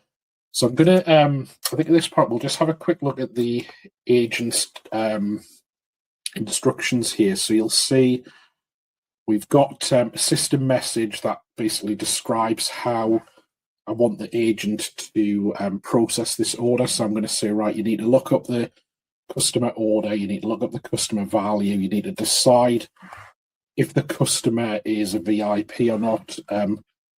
Don't just use the value indicator. What I want you to do is also look at the previous orders, because we might have out-of-date data in the one of the systems that gives me the customer value, or we might also have a customer who might be low value, but the new order coming in or the last couple of orders might be quite significant. So we know this customer is going to grow into a high value customer. So we can start treating them like a VIP earlier and give them a better experience. Down at the bottom here, you'll see that I'm telling it that I want to pass out a JSON definition with a description of why you made the decision and a true or false deciding if it's a VIP or not. Further down, we've got the kind of the customer's order being passed in, and we're asking it to evaluate that. So after we've got the output from the agent, we just return the response here. That goes back to the orchestrator workflow that sits above this one, and then we can do the rest of the process. Now, if you're new to Logic App unit testing, so there's some really cool features that the team have built where I can generate tests from either from this workflow definition, so I could press this button up at the top here, create unit test, or I could run it myself and then use the run history from a previous run and generate a test for that. So that's normally the way people are going to get started. But in today's video, we're really trying to look at some more advanced scenarios. And if you want those basic scenarios, that integration playbook resource I mentioned earlier will have a whole bunch of videos in building you up towards today's video. But we really want to look at how do we test these AI agents, and that's definitely more of an advanced scenario. So what I've done in my solution over on the top here, I've got my tests, and then I've got this logic app folder. And if we just scroll down a bit here, you'll see there's an order decision maker folder kind of over here. And this has got a folder with some tests in it that I've previously kind of generated and modified. So what we're going to do here is in this C# class, we'll have a look at some of the tests that we've actually got in here. So there's really 3 tests, and actually I think a good way to show these might be if I go to the testing pane for a minute here. So you'll see in my tests over here, I've got my logic app tests, and then here there's actually 3 tests inside this particular unit test. So we've got one test where we've got a high value who should be a VIP. We've got a test where it's a low value customer who should not be a VIP. And then I've got one that's erroring that we might discuss a little bit more in a few minutes' time. So what we'll do is we'll take a little bit of a look at how these tests actually work now. So we go back to the code here. You can see a lot of the stuff in here is standard MS test type code. So we've got some of this will get generated by the logic app tooling that'll help you build unit tests. And I'm going to end up with this test down here for the should be a VIP. Now, what I think we'll do is I think we'll put a breakpoint here and we'll actually step through this test and describe what's actually going on. So I'm going to run high value who should be a VIP. So if we debug this test, we see we hit our breakpoint here. So what we'll do is we step through this. I'm going to show how we're going to mock out the those workflows that were the child workflows inside the tool. So we're going to have a look at how we would mock those and how we're going to influence how the agent will respond. So the first thing is we've got a customer value indicator here. So we need to have a value indicating they're a VIP. So the customer value is 99. And then I've got these 2 variables here. So I'm going to track the execution of my tools. So I've got customer value executed and customer history executed, and we'll come on to these in a few minutes.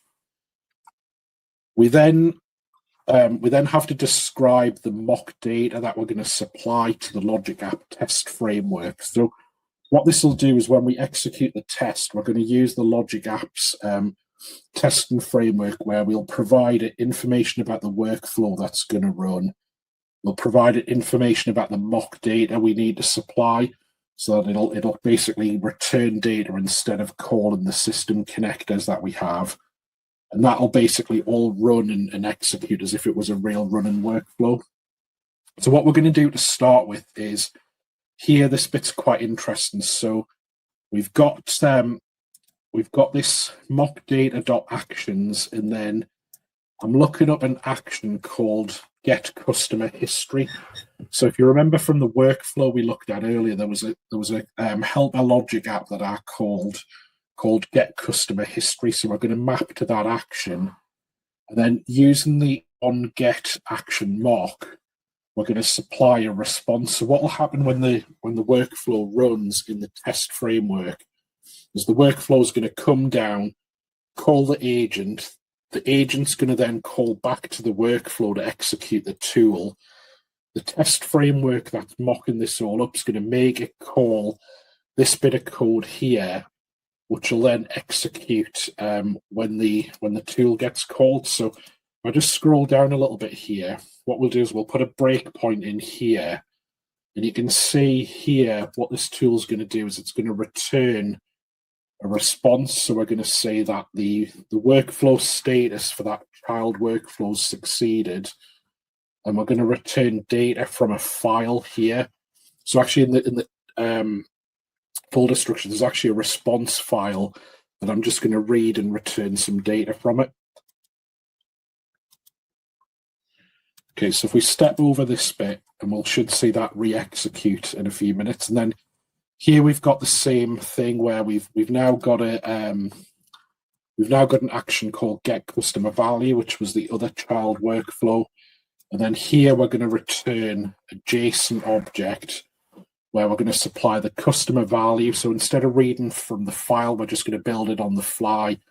And I can dynamically supply that customer value here, which will return a value back to the agent. Now, here what we're doing is we're basically going to run the workflow. So this bit here, run workflow async, is going to take the workflow definition, take all the mock data we've prepared, execute the workflow, and then we're going to start making some assertions about what happened. So this will come back in a second or two. Because it's an AI workflow, it takes a little bit longer than some of the other workflows to run. So here you'll see that we've actually called back to that mock now, that mock get customer history. So we're going to execute this bit of code. So we'll step through to see that we return a response where we read that file. And you can see now my workflow's completed, so we can now do some assertions about this. So here we're going to assert that the test run was not null, so we can see we've got values showing up, so we know things like it succeeded and stuff like that. So we're in a good place at this point. We're then going to do an assertion. So here we're looking for the workflow status to be successful, which is good. And now we're going to look for an action in the workflow itself. So if we're doing test run.actions, and we're looking for an action called default agent, and over here, we're actually going to get a reference to that action because we need it later to get child actions from it. So we now do an assertion that says that action was successful, which worked. And then next, we're going to assert the response action, which you can see here. We're going to check that that's successful. So you can see response.status over on the right here.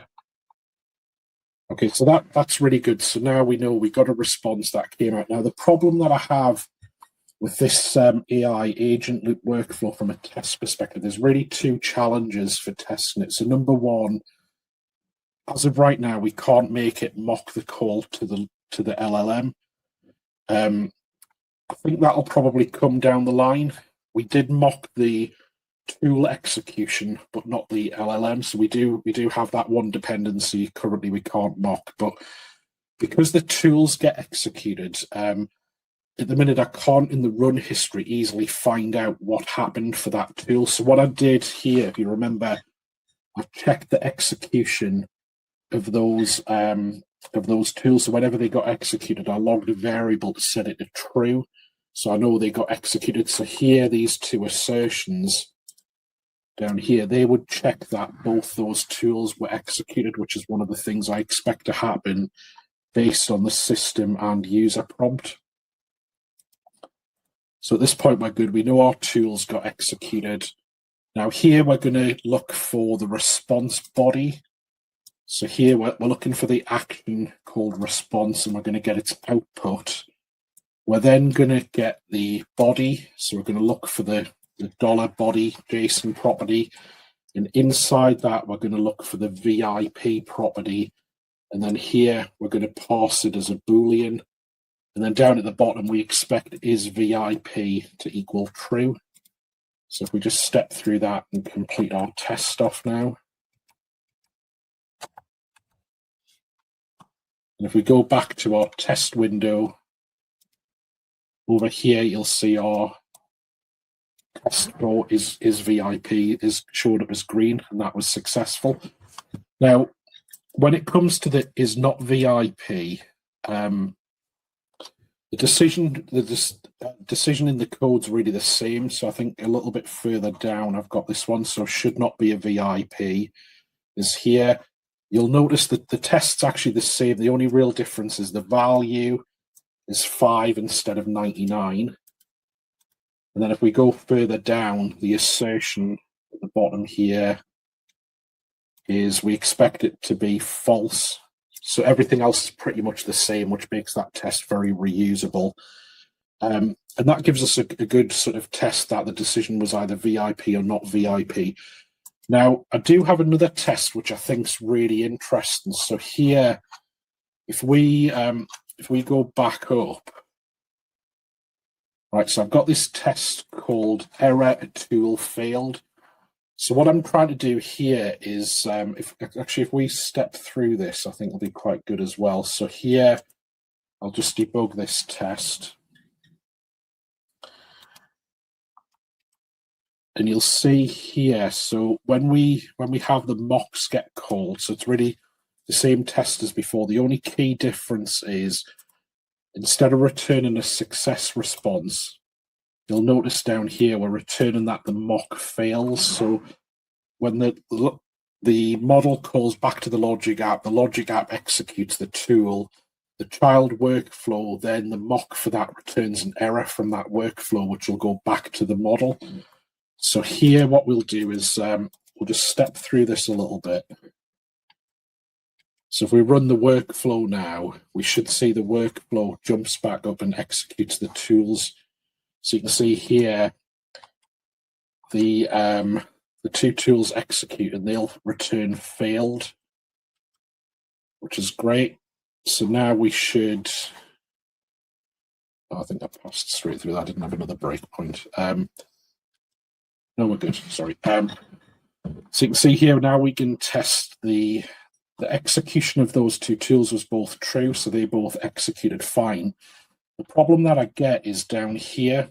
So I'm expecting that the status of the workflow should be failed because those tools failed, but actually that status is going to be true. And the reason for that is that the tool might have failed, but the problem is the logic app workflow gets a positive response back from the agent. So the agent knows the tool's failed, and it'll just return a value to say, some interpreted output really. So it'll tell you, maybe that it couldn't execute tool X, so it made an arbitrary decision. It's a bit like, imagine in a call center, the agent has to decide if it's a VIP, but the VIP team didn't answer the phone.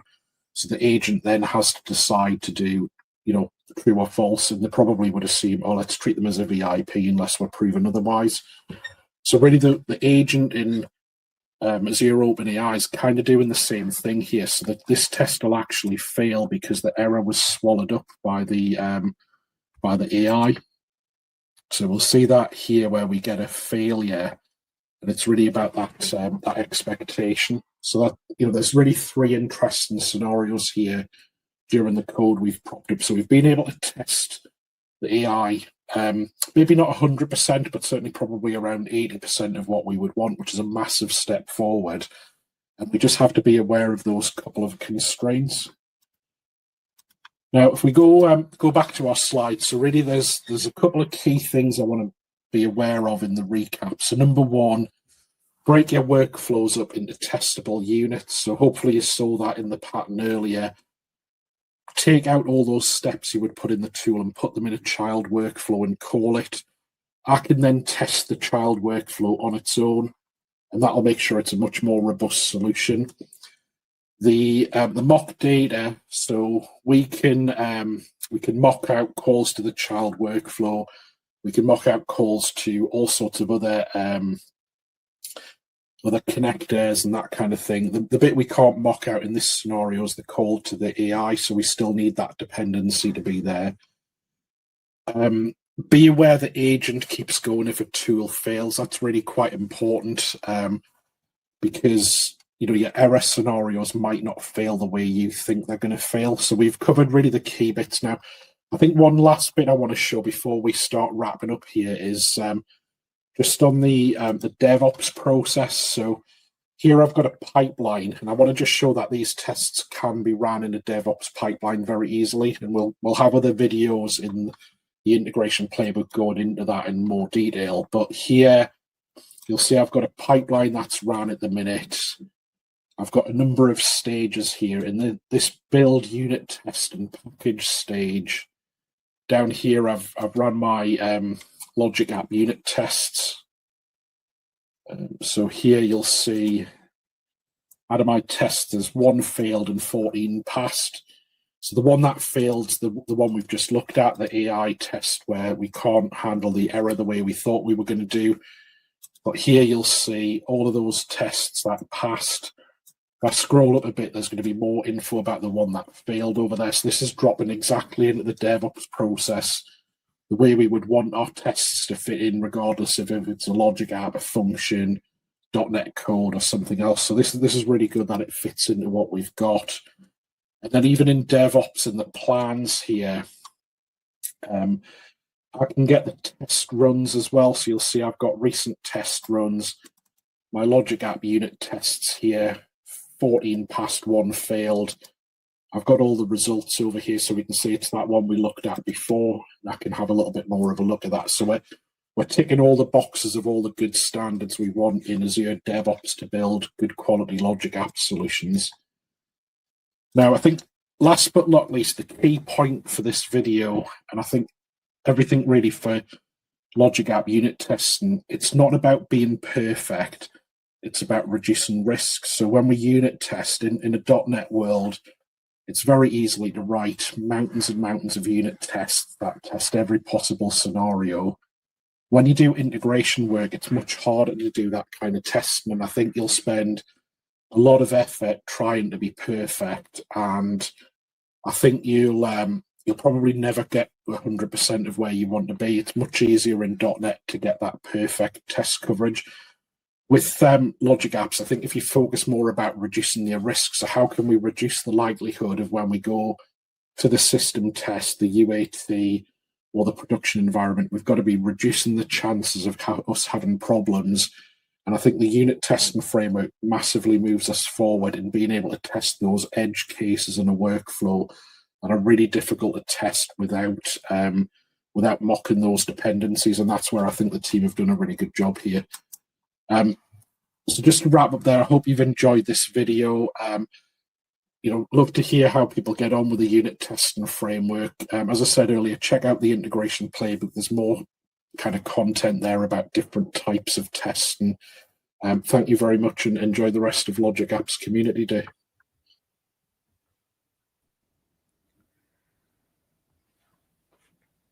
And we're back. I have to say that the unit testing is one of the topics that is really dear to my heart, because I've been working on that one, on that feature with the team for a long time. And I love how Mike explained all of that, and how even with the current setup of Logic Apps, there is not taking any particular considerations for agents. We're still able to test agents with that. So I shared on the comments on both YouTube and Twitch the link for our unit test framework. Feel free to take care on that one, because that one is quite useful, and not just for agents, but for everything. We are 2 items to go, Pat. Getting close. And we've been live for 3 hours and 10 minutes already. Yeah, no, I think I just wanted to say a little something on unit testing too. I think the possibilities are kind of endless, and having something wrapped around an agent, as well as even like other, as you mentioned, I think unit testing is the framework for everything. I'm even considering it in data mapping right now. So it's quite a much needed feature for production workloads. And I think pretty excited for the next couple of ones, and it's been quite a good day so far.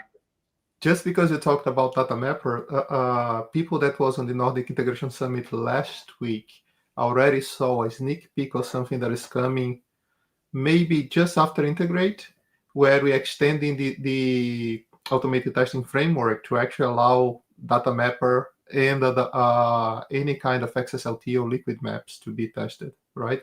I know that mapping is something that is really dear to your heart. You've been working on that one for a long time. So you're making sure that all the work that you're doing on the Data Mapper is actually now reflected on the automated test framework. So we allow it to test as well. So keep an eye on latest updates on automated test framework. And the best way to do that is actually keep coming to our Logic Apps lives. Remember that around this slot, last Thursday of the month, 11 a.m. Pacific, we have the new sessions from February to, sorry, from January to November, right? We just don't run December because no one would be here. It's Christmas holiday. But and sometimes the December one is a little bit delayed because of the Thanksgiving and things like that. But we have 11 out of 12 months in the year. Okay, so next one is Ahmed, and he was talking about like that trap where we always have a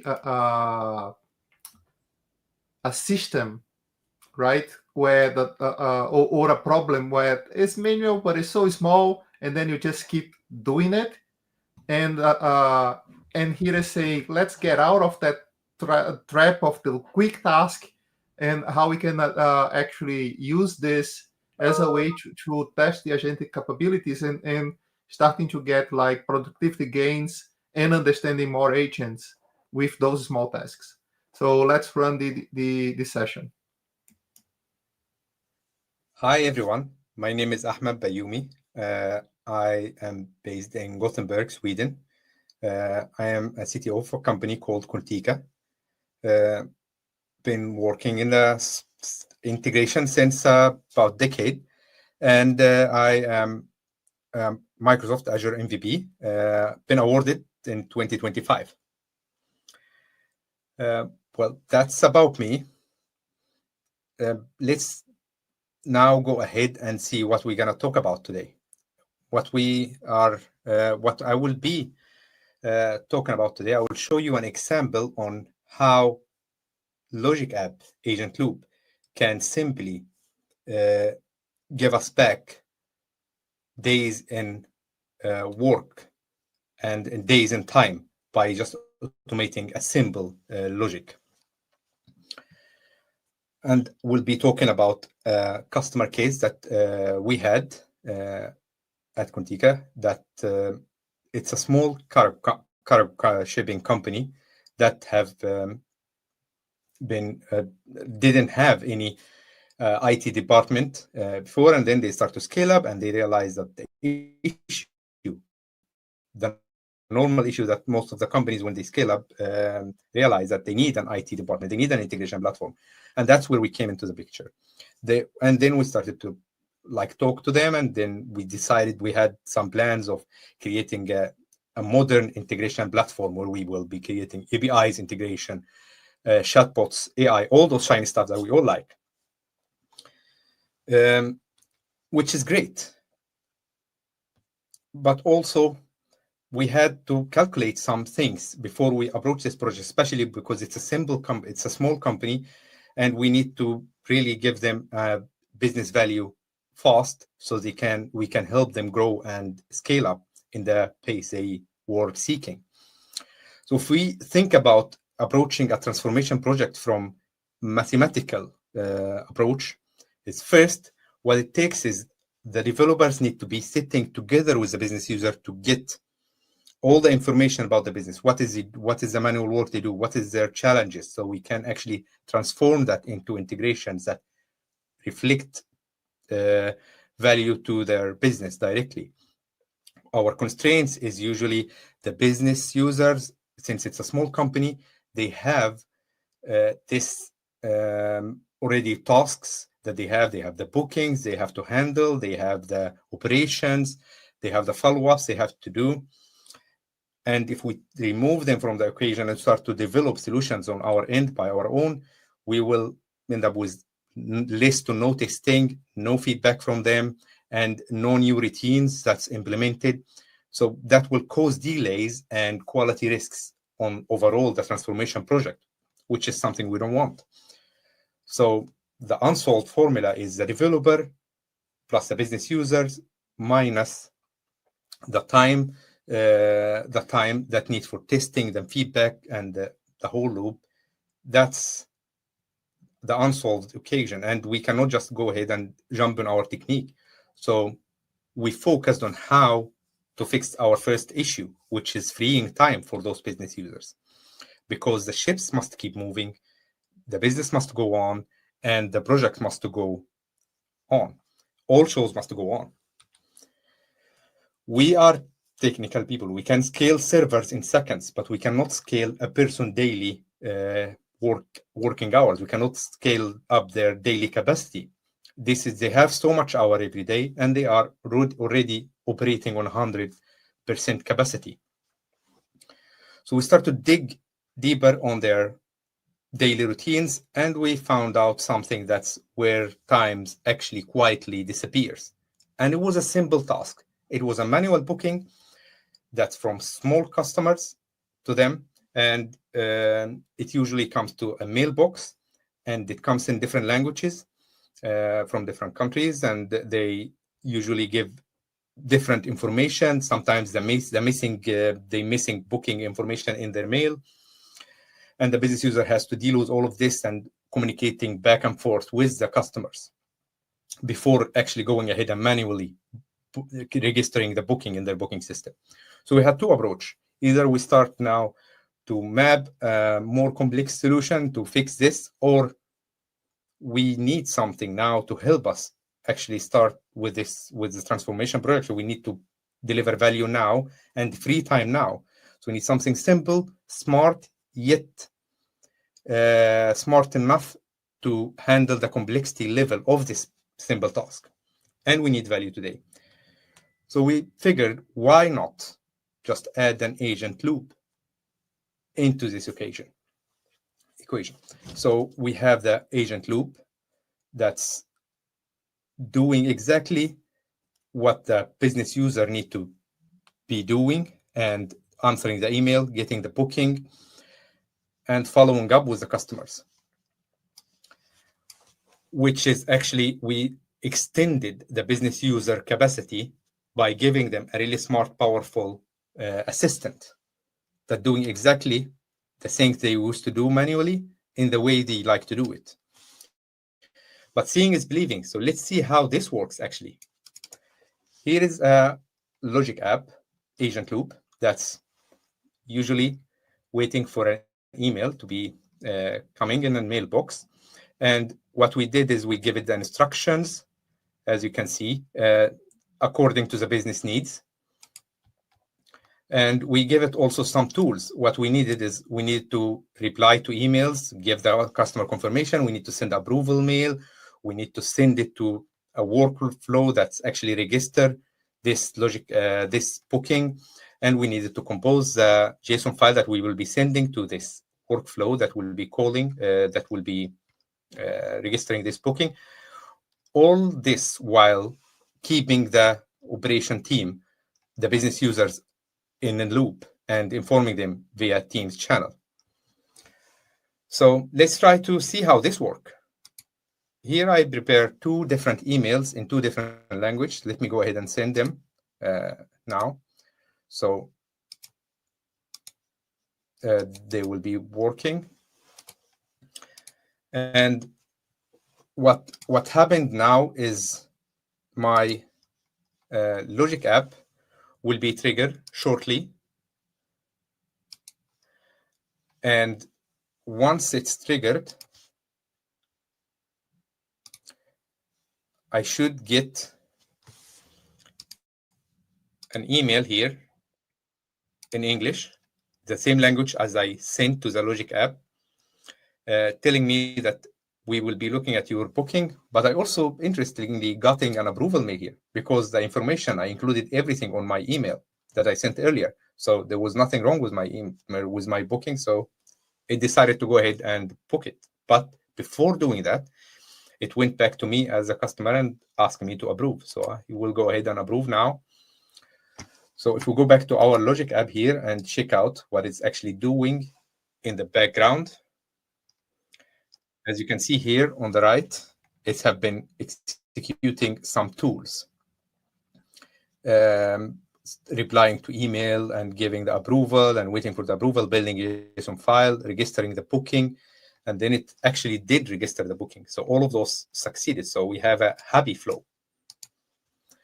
And if I go back to my email, I can see that my booking is being confirmed and all this. And it doesn't matter actually what language can I see, because Logic App understand all the language I will be sending, and it will be communicating with me with the language that I did send it to. And if we check here in Teams, it still kept the team on the loop and sending them this information about my booking. So as we can see now, what we did is we did something really small and simple, and it was possible to deliver this fast, and it did free people time and scaled up their working hours during the day, so they don't have to think about this anymore. They just need to keep track of it if it needs something, and it will always keep them in the loop. So the key here was starting small, because as you say, starting small always end up with succeeding big. According to one of the MIT latest research, it's called AI in Business 2025. They did a research on 300 enterprises that's implementing AI projects. They found that 95% of those companies did not really deliver a measurable value, but 5% have succeeded. And if we look at those 5%, what they actually did different, how did they succeed with those things, with their AI innovation project, is they started small. They integrated the AI in their daily tasks. They started to automate those small hours, 1 to 2 hour tasks, into AI automated workflows. And they focused on learning how to actually identify those kind of small tasks that actually steal the hours, the time from them. And since all of this, it was a really small tasks, it was really easy to measure. You don't need to create a huge KPI lists to measure those kind of things, because it's really small, easy to achieve, fast to produce. And this strategy aligns perfectly like a glove with what Logic App Agent Loop can do and achieve today. Well, like to wrap this up was like how this is out as an integrator. It was a dream to just actually deliver fast value to the customer. This is what the integration is all about, is to deliver value and communicate fast with communicate with the customer and make their daily life easier. And that's exactly what Logic App made us achieve in this case. Thank you for joining me today, and talk to you in another occasion. Have a good day.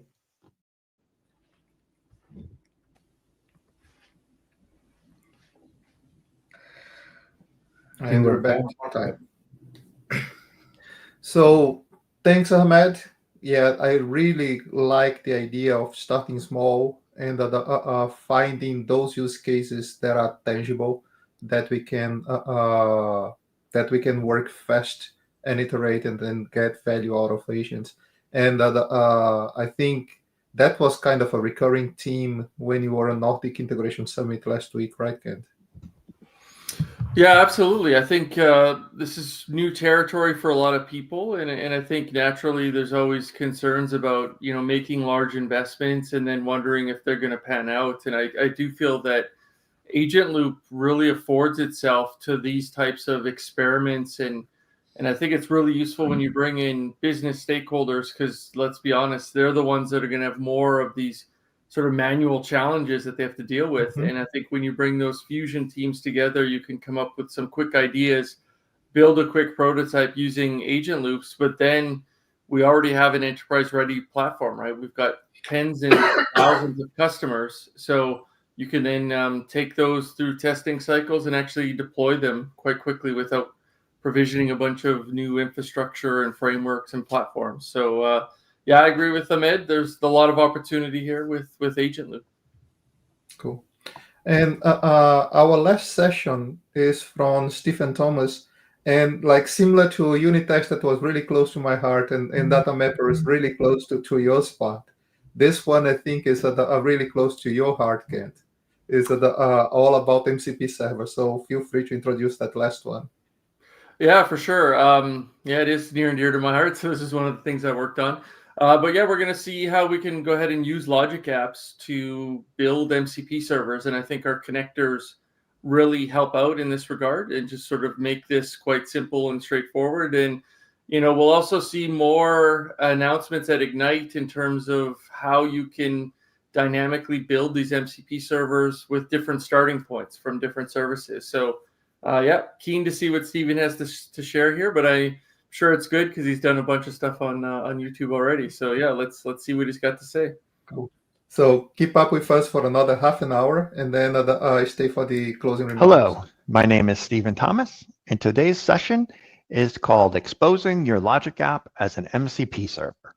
What, why, and how. Let's start off by talking a little bit about what we're going to learn in today's session. First off, we're going to talk about what are MCP servers. We're going to talk about why MCP servers are game-changing for AI integration. And last, we're going to see how we would go about implementing our Logic Apps as MCP servers. Let me talk a little bit more about myself. Again, my name is Stephen W. Thomas. I have been recognized as a Microsoft MVP for the past 22 years. I started off as a BizTalk server MVP, and now I spend all my time focused on Azure integration and AI. I run a YouTube channel called @stephenwthomas.com. So if you're looking for more information about Logic Apps and artificial intelligence, as a great resource to turn to. Also, if you're having a hard time sleeping at night, you can turn to that YouTube channel as well. I have a website that has blogs and learning articles at stephenwthomas.com. And I will have this presentation along with additional learning resources available at my website /learn-mcp. So let's dive in. What is MCP? It stands for Model Context Protocol. This is a protocol that was introduced less than a year ago in November of 2024 by the company of Anthropic.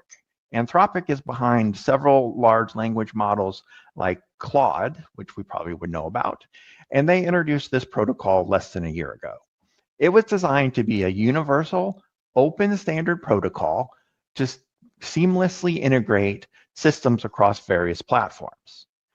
The goal for this was to allow AI agents access to external data via this protocol.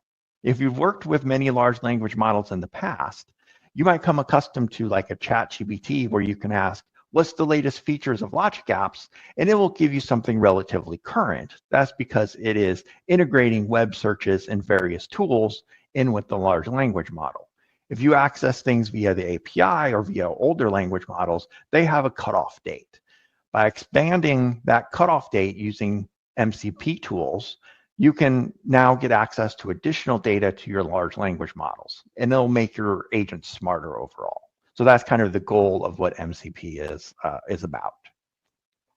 Now, a lot of people will say, what's the difference between using the MCP protocol and traditional APIs? Now, MCP is really designed to be an AI native type of API. It's really designed to expose your APIs and other backend systems in a structured manner that large language models can understand. It also is there to act as a wrapper around maybe your existing processes, your business processes, or your existing APIs, again, to allow access, easy access by the AI components. And it's really all about organizing and exposing your systems and your data to AI agents. Now, traditional APIs, on the other hand, are really intended for human consumption. They're all about a human analyzing that API and really understanding how to use those components. So it has a much broader use case beyond that of just AI and AI agents. And it does require integration, manual integration, analysis and work, and able to consume those APIs. So we really want to think of MCPs as AI native APIs. So let's talk a little bit more about the MCP ecosystem. Remember, this protocol is less than a year old, and it's already changed the way everyone thinks about accessing data from large language models. There are several ways that you can get access to some of the latest MCP components. First is mcpservers.org, which is a great resource to list various MCP servers that you can consume today. There's also a thriving GitHub repository for the MCP servers themselves. And if you go to look to many of the companies that you consume data from, many of them either have already or are working on MCP servers to leverage their data in your existing components. Now, not all MCP servers are free. A lot of them have paid access or API keys or higher level subscriptions that are required to access data via MCP. So keep that in mind as well. So what are the options to use the MCP server components with Logic Apps? There's really two core components that we're going to talk about, and we're going to see demos of both of these. The first component is kind of leveraging API Center. It's a relatively new component, kind of part of API management. API Center allows you to have a central repository. Used to be just for your APIs, but now it's expanded to support a repository for your MCP servers as well. So this gives your enterprise a known location to go to in order to access vetted resources that you want to consume internally. Using API Center, we can expose our existing Logic App connectors via an MCP protocol, which is going to be fantastic. We're going to see how simple that is to do that in just a moment. Next, we can expose our existing workflows as tools to using the MCP server protocol. And we're going to see how we can do that as well. Now, there is some important considerations to think about. There's a few shortcomings of the protocol today. First off is security. When it was first released a little over almost a year ago, the security model was almost completely left out. So it's since been updated to add support for different security protocols, but I would expect more to come on the security side of things in the protocol itself. In addition to that, there are some issues with stateful REST APIs when you're trying to expose them as MCP components. Not something I've ran into, but that's a documented issue there. And the third kind of shortcoming of the protocol is error handling. There isn't really a standardized approach to handling errors inside the protocol itself. So this kind of brings up one real point of caution when using MCP servers. Not every MCP server is safe. You want to make sure you, number one, know your source of your MCP server. So I wouldn't grab an MCP server off of a message board, for example, and just start using that. And with all interactions with large language models and sending any data to remote systems, you want to avoid sending PII and secret information unless you are sure that you know what the company is going to do with that information. So definitely keep that in mind. A lot of people will be like, oh, here's a MCP server that goes and does X, Y, and Z. Make sure you fully understand who is hosting that MCP server and what they're doing with your data. So why would you want to go about using MCP with Logic Apps? Well, first and foremost is the 1,400 connectors that are already available in their ecosystem. You're going to be able to simply use MCP to expose these connectors and be able to leverage them instantly in your AI agents. And what's better is these components are trusted components. So these are Microsoft managed in most cases and vetted and ensuring that that's going to be a trusted connection with that data partner. So that's important. And the other reason is to reuse your existing workflows. So in order to expose existing workflows as MCP, it has to have a request and response trigger, which a lot of existing workflows do. If you have that, you can seamlessly expose that, and we'll see how to do it in our demo as tools to MCP servers, which is going to be very simple. And the overall guidance here, and there's a lot of frameworks out there for agents and a lot of components that will expose your APIs as MCP servers. But what we get with Logic Apps is Logic Apps has been around for 8 years. We get tracking, we get management, we get deployment. All this is very well understood for Logic Apps. So there's no question of how we're going to take this to production and support a MCP server that's using existing workflows, for example. Some of the other toolkits that I've looked at really fall short when it comes to, some of these other scenarios beyond just simply creating the MCP server. So how do we go about implementing this inside of our Logic Apps? So there's going to be 3 demos we're going to take a look at. The first demo we're going to take a look at is using API Center to use Google Drive to expose that functionality as an MCP server. What we're going to do is connect to Google Drive inside of our Logic Apps and create the secure connection there. We're then going to configure our MCP endpoints, which is going to be done for us automatically in API Center, and is actually going to set up easy authentication for us automatically, which is super cool. And then last, we're going to test this component using VS Code in our case, just because that's a good agent tool that supports easy authentication. So let's jump over and take a look at how we'd set this up. I'm over here in my Azure portal, and I'm already connected to API Center. Setting this up, there is a free tier, so you can go ahead and get started with this relatively easy. I won't go into all the aspects of API Center here. What I have went into is MCP preview down here under discovery. And this is where we can register various components here as MCP servers. We're just interested in Azure Logic Apps. I'm going to click register. And here we get the ability to select which Logic app we want to set up our connectors inside of that. So it has to be a Logic app standard, and it has to be a blank Logic app. There can't be any existing workflows in the Logic app to use this tool to set up these components, which is definitely the easiest way to do that. So I have a new one called Image Archive that I've created here. And here we can select what tools we want to include inside of this component. I'm going to click Add. And I'm going to use Google Drive and come over here. I want to create a file, and let's do list files. And I'm going to say next. And it's going to give it just a second. And right here, it is asking me to authenticate my connection for that Google Drive. And that's going to maintain its connection inside of Azure.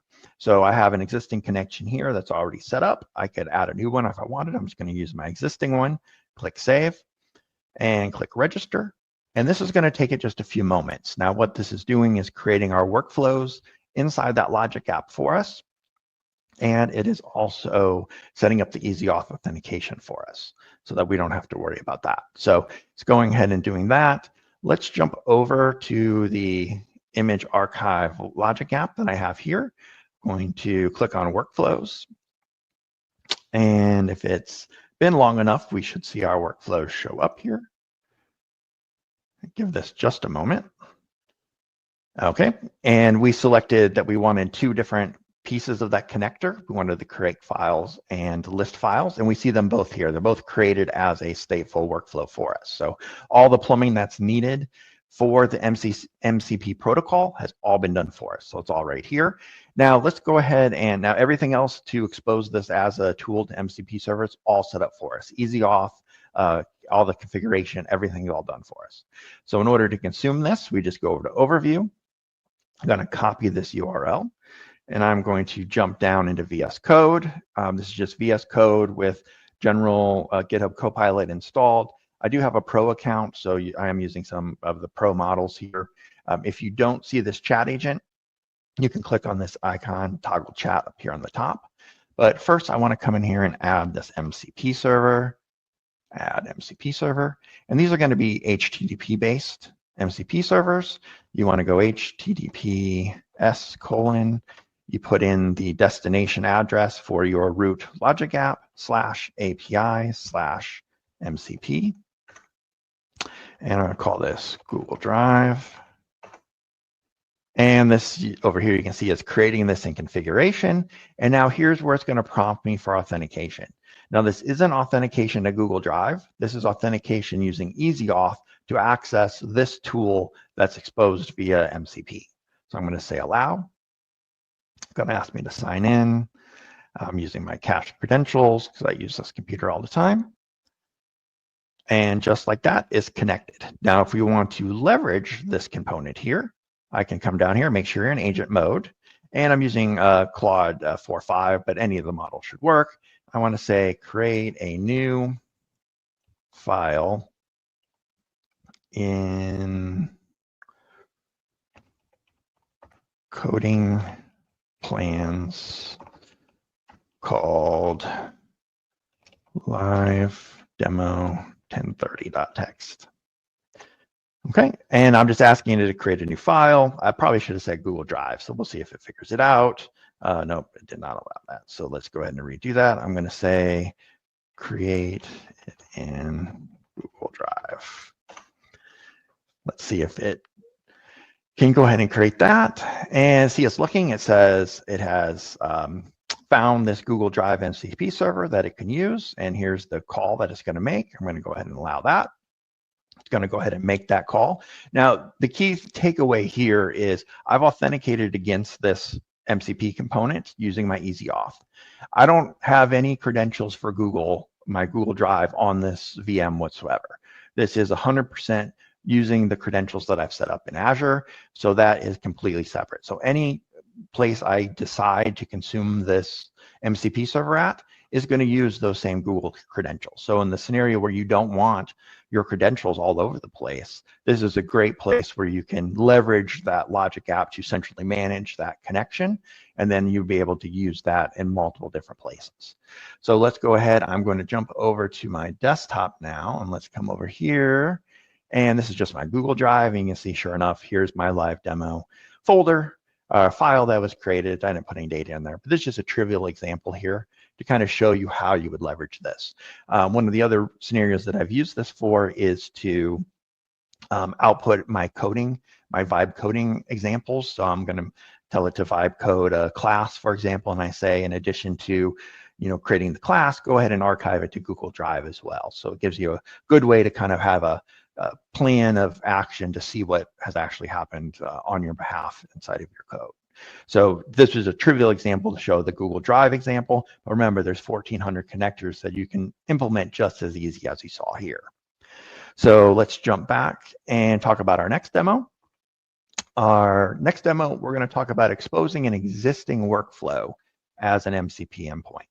And what we're going to do is take an existing application, which I'll show you quickly, set up in a Logic app, all with request response HTTP set up. We're going to configure these as MCP tools. Then we're going to, again, show how we can leverage this in VS Code.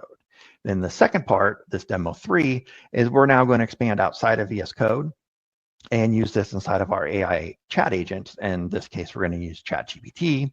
And that's just kind of a local chat agent that most people are accustomed to. And we're going to see how we can generate images using this component here.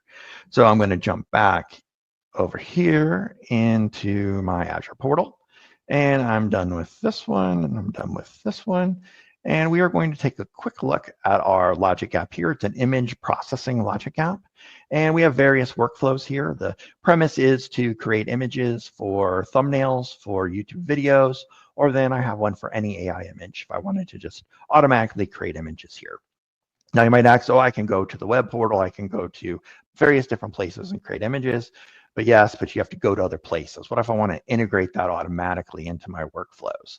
I don't want to I already have a workflow here that does all this for me. I just want to leverage that in my AI agent. So we're going to show you exactly how simple that is.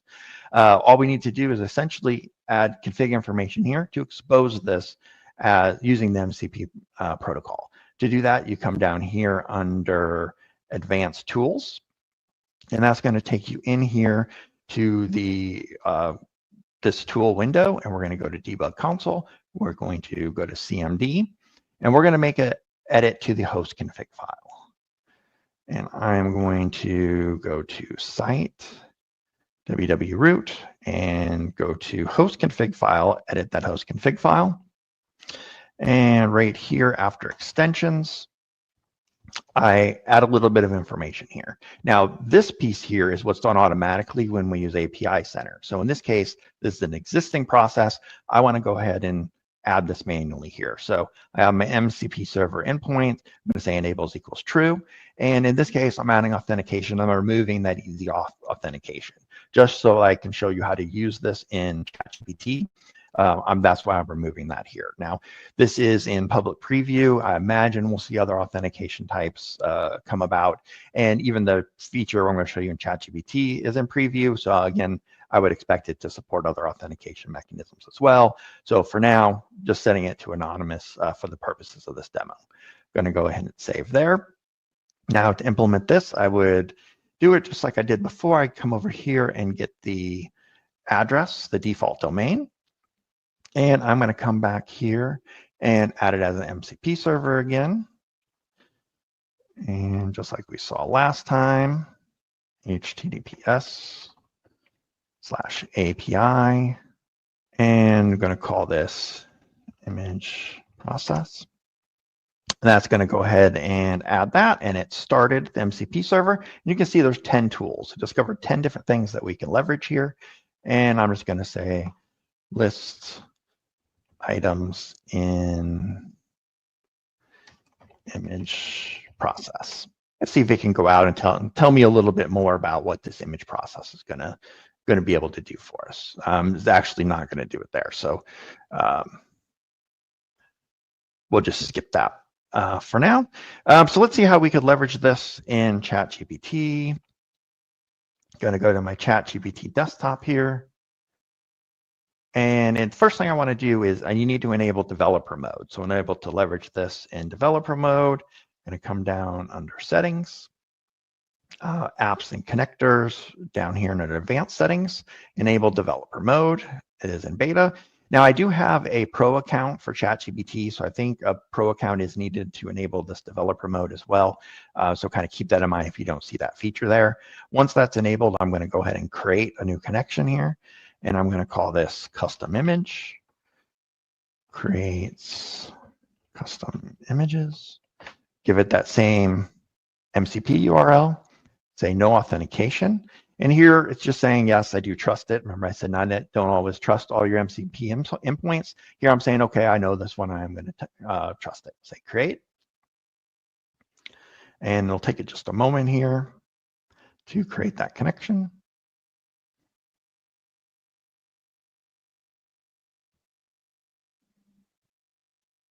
Okay, and you can see at the top here, custom image, that it automatically created that connection. We're going to X out of this. And I'm going to come down here and under more, you can see my tool now, my custom image tool is available here. So now let's try that again. What can I do with custom image tool? And let's see if it can analyze this tool a little bit better. Let's see. And it's able to see what's has been exposed here. So it's generating professional thumbnails and adding face to thumbnails. It's a different type of component. Create custom images, which is good, and image prompts and summaries of information, everything that we saw that was exposed there.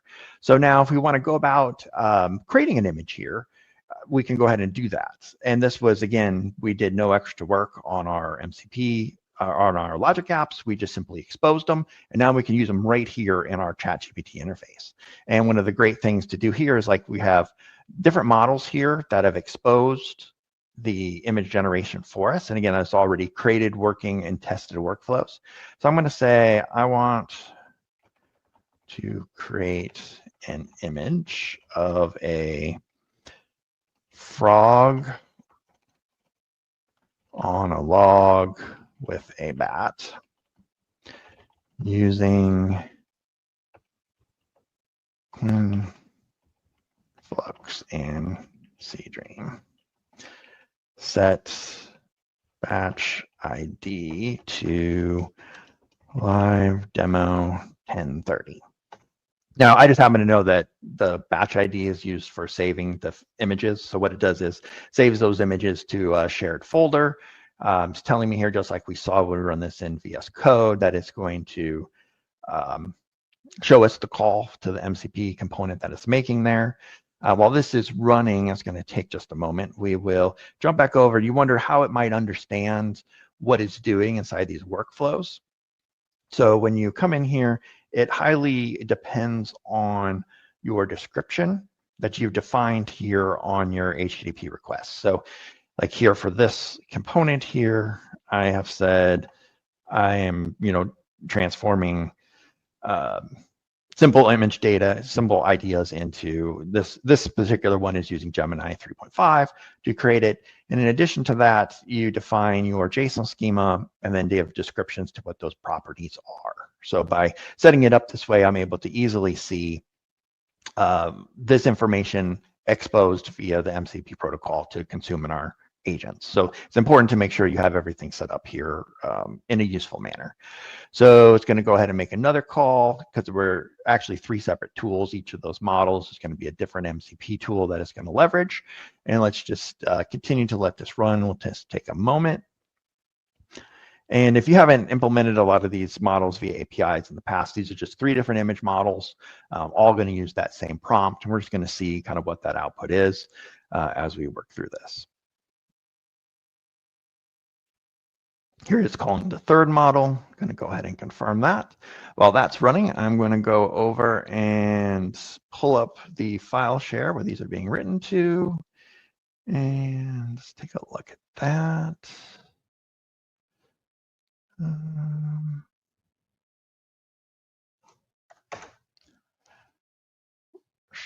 Check here. So live demo, that's the batch ID. Remember I mentioned that's where it's going to be saving these files to.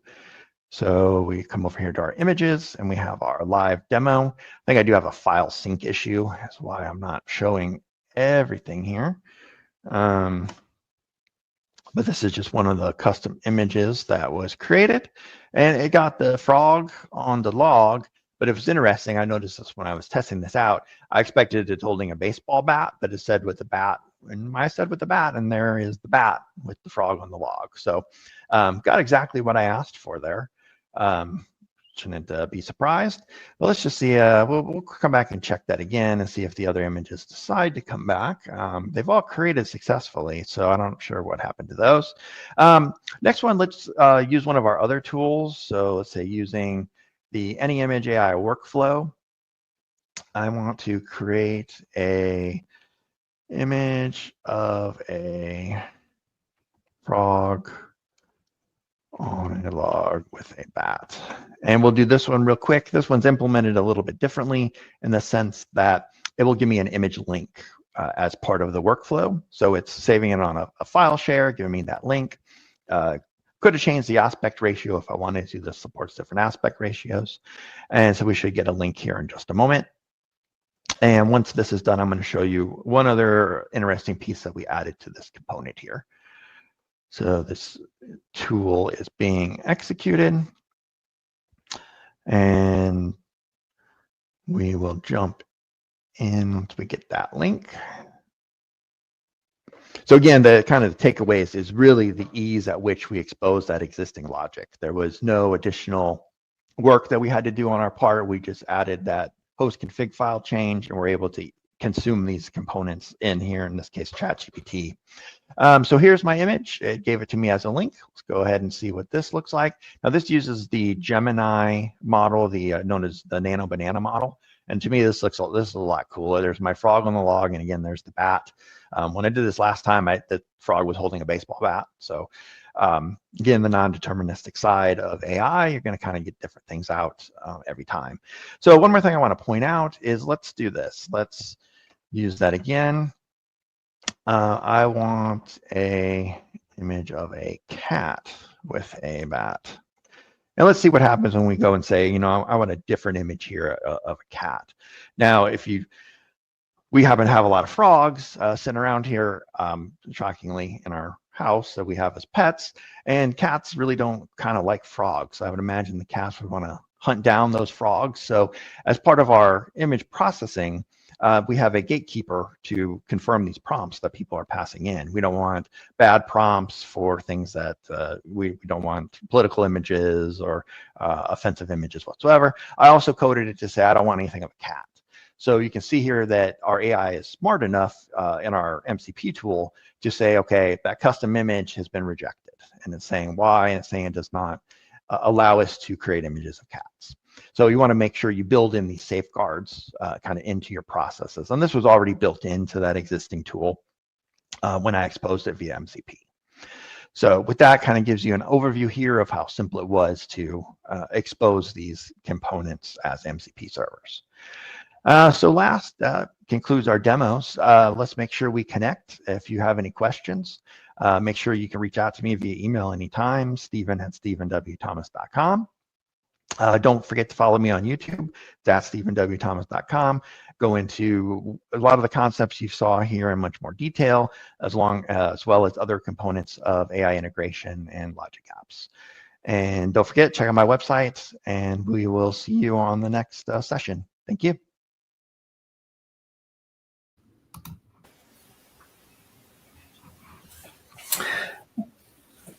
Well, we are back.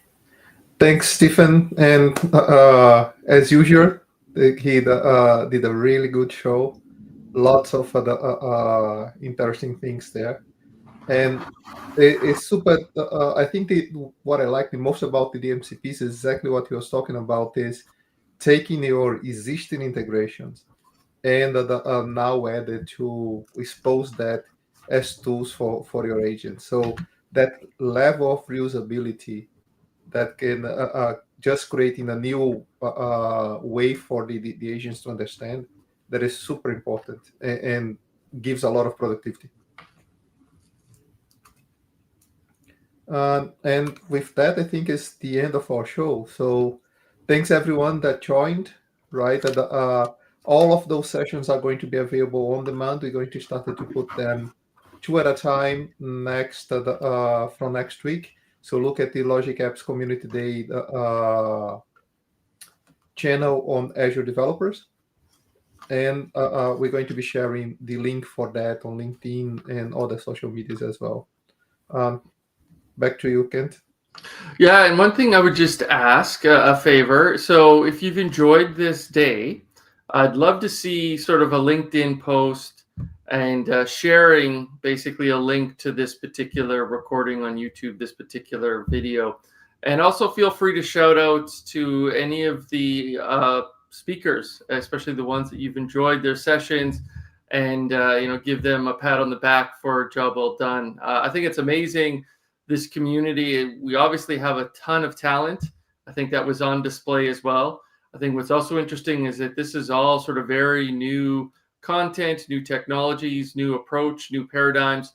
And these are folks that are, on the bleeding edge, leading the way, and just really grateful for everyone that's participated in this, grateful for everyone that's tuned in. And I would also just say, let's be active in the community. If you're on LinkedIn, and you're creating any sort of contact, please use the #Logic Apps Aviators, and we'd love to be able to showcase your content in our newsletter. And yeah, this will not be the last community day that we will do. We've had some new speakers here today, and looking forward to welcoming new speakers in an upcoming event as well. So once again, thank you everyone for participating. Yeah, and that's one thing that we're trying to make sure that you do on community days.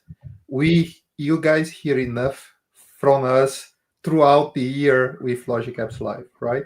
We wanted to make at least that is to be all from the community, by the community. And when we're saying community, it's the whole Logic Apps community. We, as an example on that one, we brought MVPs. We brought the community experts, people that was new to speaking, and all of that. We wanted that to be as democratic as we can. Mm-hmm. So thank you, everyone. Thanks, Kent, for the co-hosting. Bart unfortunately have to leave for the meeting, but he was here in spirit. And see you guys in end of November for Logic Apps Live. Sounds good. Thank you.